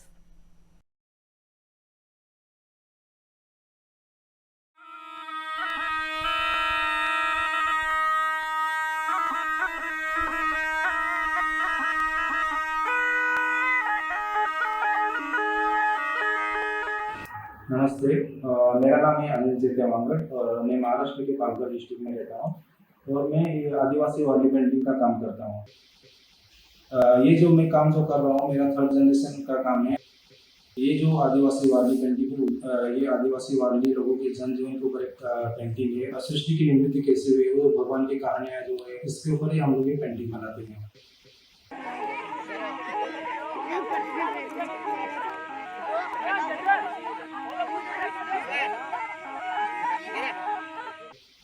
India के अलग अलग state में अलग अलग paintings है, मगर वारली painting एक ऐसी पेंटिंग है कि जो खुद का आदिवासी वारली लोग जो है उनका जनजीवन किस तरह से वो लोग खाते पीते हैं, भगवान की पूजा किस तरह से होती है। जैसे हम लोग जो पेंटिंग में मतलब आदिवासी बिना साइंस के कैसे जंगल में रहते थे, कैसे खाते थे, कैसे पीते थे, उनकी मेहनत का फल किस तरह से लेते थे, मतलब सृष्टि से कितने नजदीक थे।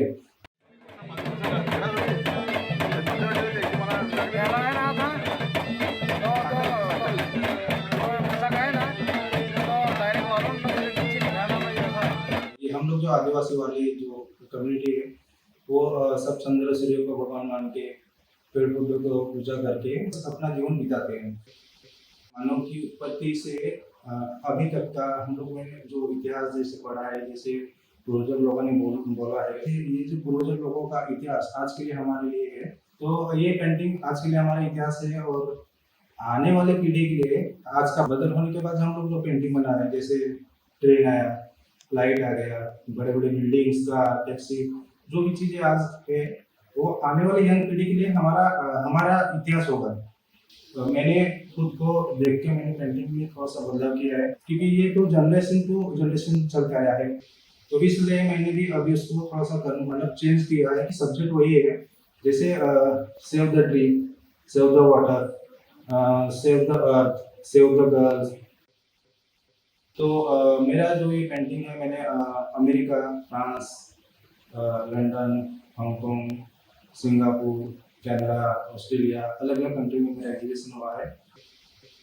तो इससे की दिक्कत से सब कुछ चीज़ें के ऊपर मैंने काम किया है। बड़े बड़े पेंटिंग्स मैंने अलग अलग सब्जेक्ट के ऊपर काम किया है, तो अच्छा रिस्पॉन्स है और लोगों को भी अच्छा लग रहा है।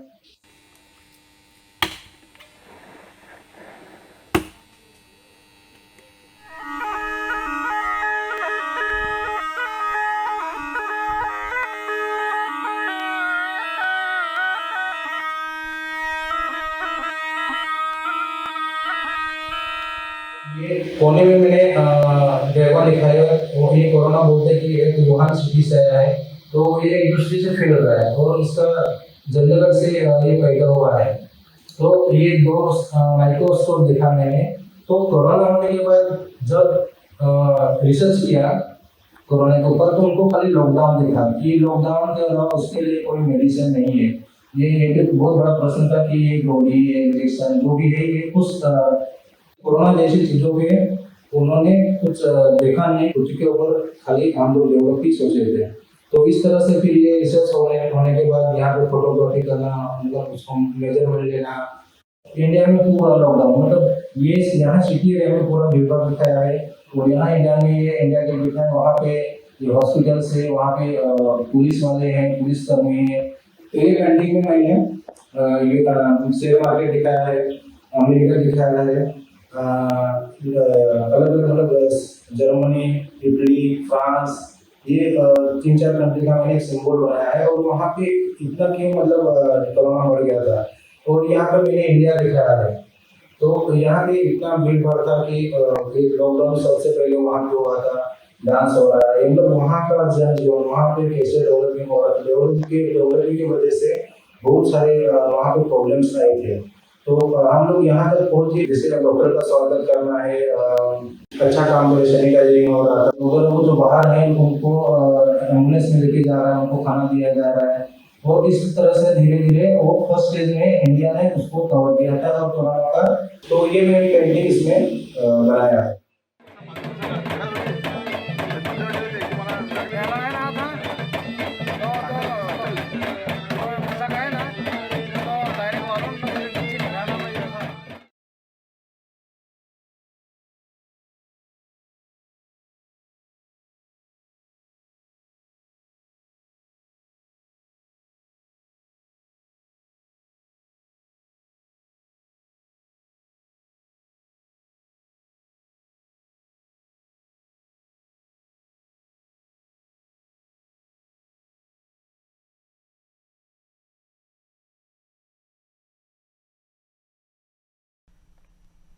In continuation of our lightning talks, to reflect voices on the pandemic, I would like to invite Vanket Shan to present the Gond tradition. Shan is a contemporary Indian artist who works with murals, etchings, mixed media, and animation. He was awarded the Rajya Hasta Shilpa Puraskar by the government of Madhya Pradesh in 2002. He is a second-generation Parthan Gond painter. In 2013, Shan's work were exhibited at Shakahan International Indigenous Art at the National Gallery of Canada in Ottawa.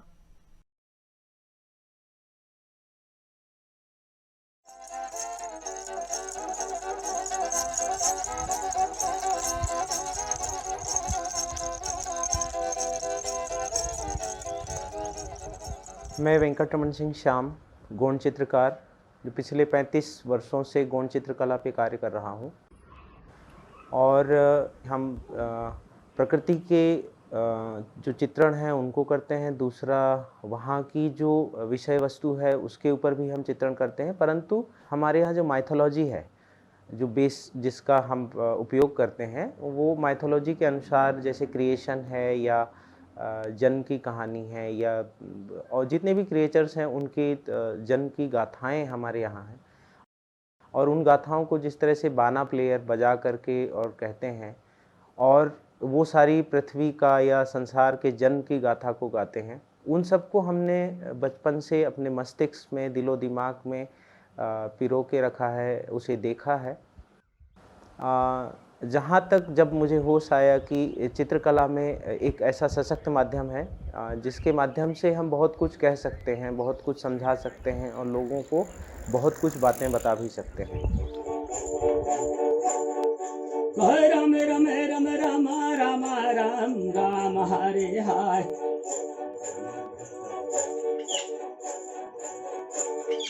कह कैसे वह सीसटिया का तो रत है महादेवा बाढ़ देता यारी। प्रथम मेरे दिमाग में एक घटना जिसका मैं साक्षी रहा, जो मुंबई हमले हुए, उस पर मैंने चित्रण किए।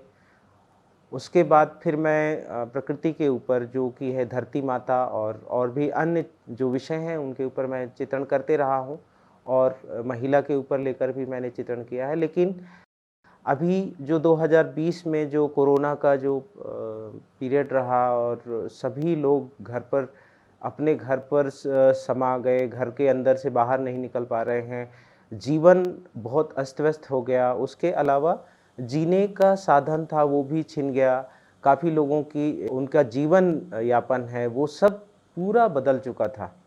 तो जब उनको मैंने देखा कि ये एक ऐसा जो कोरोना है वायरस, जिसको हम देख नहीं पा रहे हैं, अदृश्य वायरस है, जिसकी जो जिससे प्रभावित होकर के कोई भी व्यक्ति मर सकता है अगर सही समय पे उसको इलाज ना मिले तो, और वो एक दूसरे के छूने से फैल जाता है या छींकने से फैल जाता है।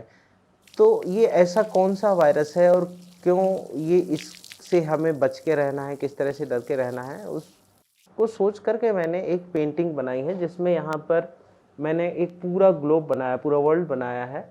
वर्ल्ड के ऊपर में एक व्यक्ति है जो वायरस के रूप में, जिसको मैंने वायरस बनाया। इसका टाइटल है वायरल वर्ल्ड। और ये छोटे छोटे जो आप देख रहे हैं स्पॉट्स, ये विषाणु के रूप में ये फैलते हुए दिखा रहे हैं। और ये बर्ड जो है, ये बर्ड है, ये एक प्रकार का ये विषाणु है जो पूरी दुनिया में भ्रमण कर रहा है। इसको कोई रोक नहीं सकता, इसे कोई बांध नहीं सकता, इसे किसी प्रकार से कैद नहीं किया जा सकता, लेकिन इससे बचा जा सकता है सिर्फ तो जैसे सोशल डिस्टेंसिंग है, दूर से हमें हाथ मिला करके रहना है, या जैसे हम किस प्रकार से साथ में चलते हैं तो साथ में हमें नहीं रहना है। अगर घर में हम बात करते हैं या घर में भी हैं तो भी हमें कोशिश करना है कि हम एक दूसरे से बचें, समय समय पर हाथ मुंह धोते रहना है। ये एक जो पेंटिंग है जिसको मैंने बनाया है, यहाँ पर दूसरा मैंने चिड़ियों को कैद करते हुए दिखाया है जो पिंजड़े के पीछे हैं। तो जैसे कि चिड़ियों को कैद करके रखा जाता था या उनको पिंजड़े में रखा जाता था, उस तरह इंसान अपने आप को पिंजड़े में कैद करके रखा हुआ है। और वैसे ही रहता है तो वो सुरक्षित है, अन्यथा वह ये कोरोना की चपेट में आ सकता है और कोरोना के द्वारा मारा जा सकता है। ये बीच में ये मैंने दिखाया है क्योंकि दुनिया के लिए ये मुश्किल घड़ी है और इस मुश्किल घड़ी में हमें खुद से लड़ना है, खुद से जूझना है, इसलिए ये पेंटिंग मैंने बनाई है।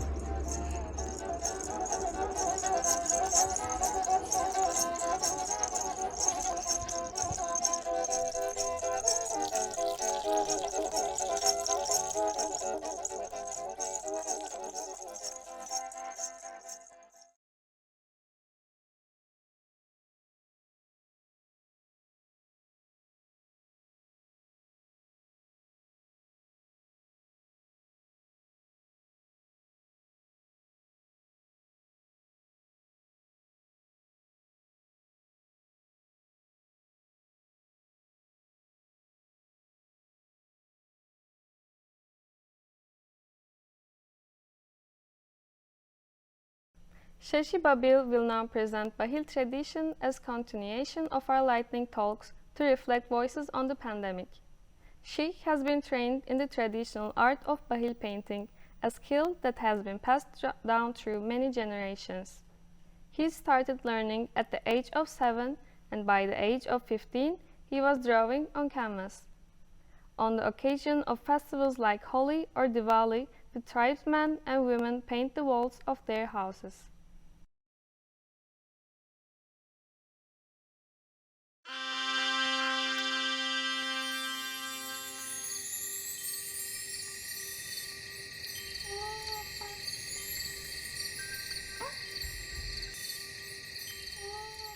नमस्ते, मेरा नाम शैसिंग भागवत है। मैं भील कलाकार हूँ और भील पिथौरा पेंटिंग बनाता हूँ और हमारे गांव में अधिकतर पेंटिंग से ही सब कुछ लिखना पढ़ना सब पेंटिंग से ही सीखना है। तो पहले हमारे भील समाज में एक देव के रूप में मानते थे घोड़े को, तो उसके लिए मतलब दीवार में बनाते थे घर में। तो उसी वजह से हमारे गांव में एक बड़वा रहता है, तो बड़वा गांव में घर घर जाके पिथौरा पेंटिंग बनाते।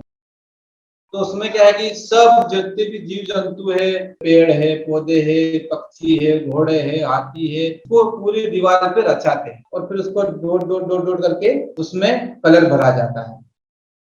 दीवारों में क्यों बनाई जाती है? क्योंकि गांव में कोई संकट परेशानी या कोई है ना, उसी वजह से बनाई जाती है। हमने पेंटिंग जब सीखी थी तो हमने डायरेक्ट हमारी मम्मी से सीखी थी। हमारी माँ पेंटिंग बनाती थी। हमको जब मैं 7 साल का था जब से मेरे को मम्मी ने पेंटिंग बनाना सिखाया। पहले हमारी माँ मिट्टी की पेंटिंग बनाती थी घर में, दीवारों में। वो जैसे कोठी अनाज रखने की कोठी रहती थी, कोठी में डिजाइन देना डॉट करके और पक्षी बनाना, हिरन बनाना मिट्टी का। तो ऐसे देखते देखते मैं सीख गया।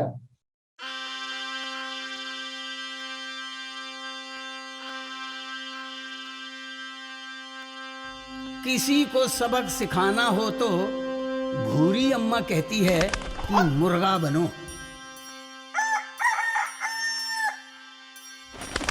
पर मुर्गा बनना कितना मुश्किल है ये भी तो सुनो। सबनानी में उनके साथ हमने फिल्म का भी काम किया है। तो मैं हमने बोला कि आपके भील समाज में पानी की कमी की पेंटिंग बनाना है, आपको एक छोटा सा फिल्म बनाना है, मूवी बनाना है। तो हमने तो पहली बार सुना कि पेंटिंग में भी फिल्म बनती है। पहले हमने तो सोचा था हम तो हीरो बन जाएंगे, अच्छे टीवी में आ जाएंगे। हमने नहीं सोचा था कि हमारी पेंटिंग आएगी। शेर सिंह को लगा कि वो ही बड़वा है, बोला बड़वा जी मुश्किल वक्त आ पड़ा है। मैं मेघराज को बुलाता हूँ, ये लो अभी बारिश कराता हूँ। तो हम गए, पहली बार गए और उन्होंने हमको बुलाया। तो मालूम नहीं था बॉम्बे कैसा था क्योंकि भोपाल में ही रहा, कहीं गया नहीं बाहर ज्यादातर। वहां से फिर धीरे धीरे मैम ने जैसे हमको पेंटिंग बनाना बताया तो पेंटिंग बनाया। हमको भी सीखना मिला, हमको भी और इंटरेस्ट हो गया पेंटिंग बनाना। फट से बनने जाती थी। पहले हम क्या धीरे धीरे बना रहे, सोचते बनाओ क्या बनाओ, कैसे बनाओ, कैसे कहानी बनाओ। उसमें हमने काफी काम किया है, बहुत 2 साल 3 साल तक काम किया उनके साथ और हमारा काम जो करा है वो भी अच्छा रहा और आज तक हम वहाँ नेशनल अवार्ड तक पहुँच गए हैं। मैं इंदिरा गांधी राष्ट्रीय मानव संग्रहालय में पहले काम करता था। अभी भी हमारा जो भी काम बंद हुआ है कोरोना के वजह से, अभी क्या है कि हम घर में पेंटिंग वगैरह बनाते हैं और कहीं मजदूरी मिलती है तो मजदूरी करने जाते हैं। अभी तो इतने संकट परेशानी आ रही है, तो बड़ी मुश्किल से लॉकडाउन खुला है। अभी तो कोई पेंटिंग कोई देख नहीं रहा, ना सेल हो रहा है पेंटिंग, और अभी तो वैसे ही बस मजदूरी काम कर रहे हैं और घर गुजारा कर रहे हैं। अब ज्यादा सेल होता तो फिर पेंटिंग बनाने का भी अच्छा बिक रही है। बना के रख देंगे तो चूहे ने काट ली या कोई खराब हो गई पेंटिंग, तो इसलिए हम मतलब नहीं बना रहे, कम ही बना रहे पेंटिंग सर। जैसे पेंटिंग अभी मैं बनाता हूँ, जैसे बच्चों के साथ बनाता हूँ, हमारे वाइफ के साथ बनाता हूँ। बैठे रहते तो बना लेते हैं सर, सब साथ में बैठ के। और पेंटिंग में पूरा जो भी हमको लगता था कोरोना में कैसे बचना, कैसे क्या करना, तो उसमें हमने पूरा पेंटिंग बनाया था। कहाँ कहाँ नहीं जाना और कैसे अपन को अपने सुविधा करना है कोरोना में, और क्या कैसे चलना है, कैसे मास्क लगाना है, उसके बारे में पूरा पेंटिंग मैंने बना के दिया था।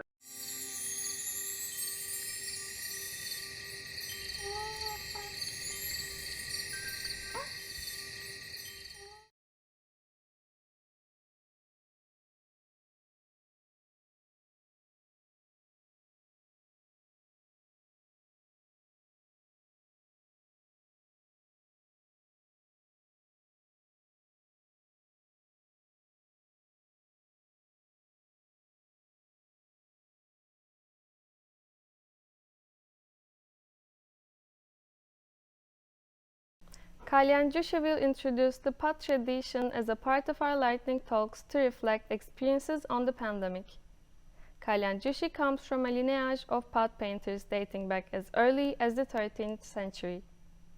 Kalyan Joshi started painting from the age of 8 with his father. He is the founder of Ankan Artist Group. Since 1990, he has conducted more than 200 workshops at various schools.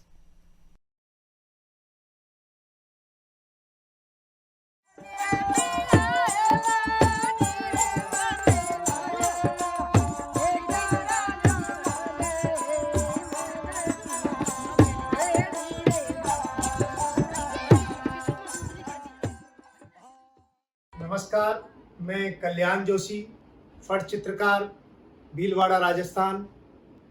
यह मेरी परंपरागत आर्ट है जो कि मेरे परिवार में पीढ़ियों से चली आ रही है।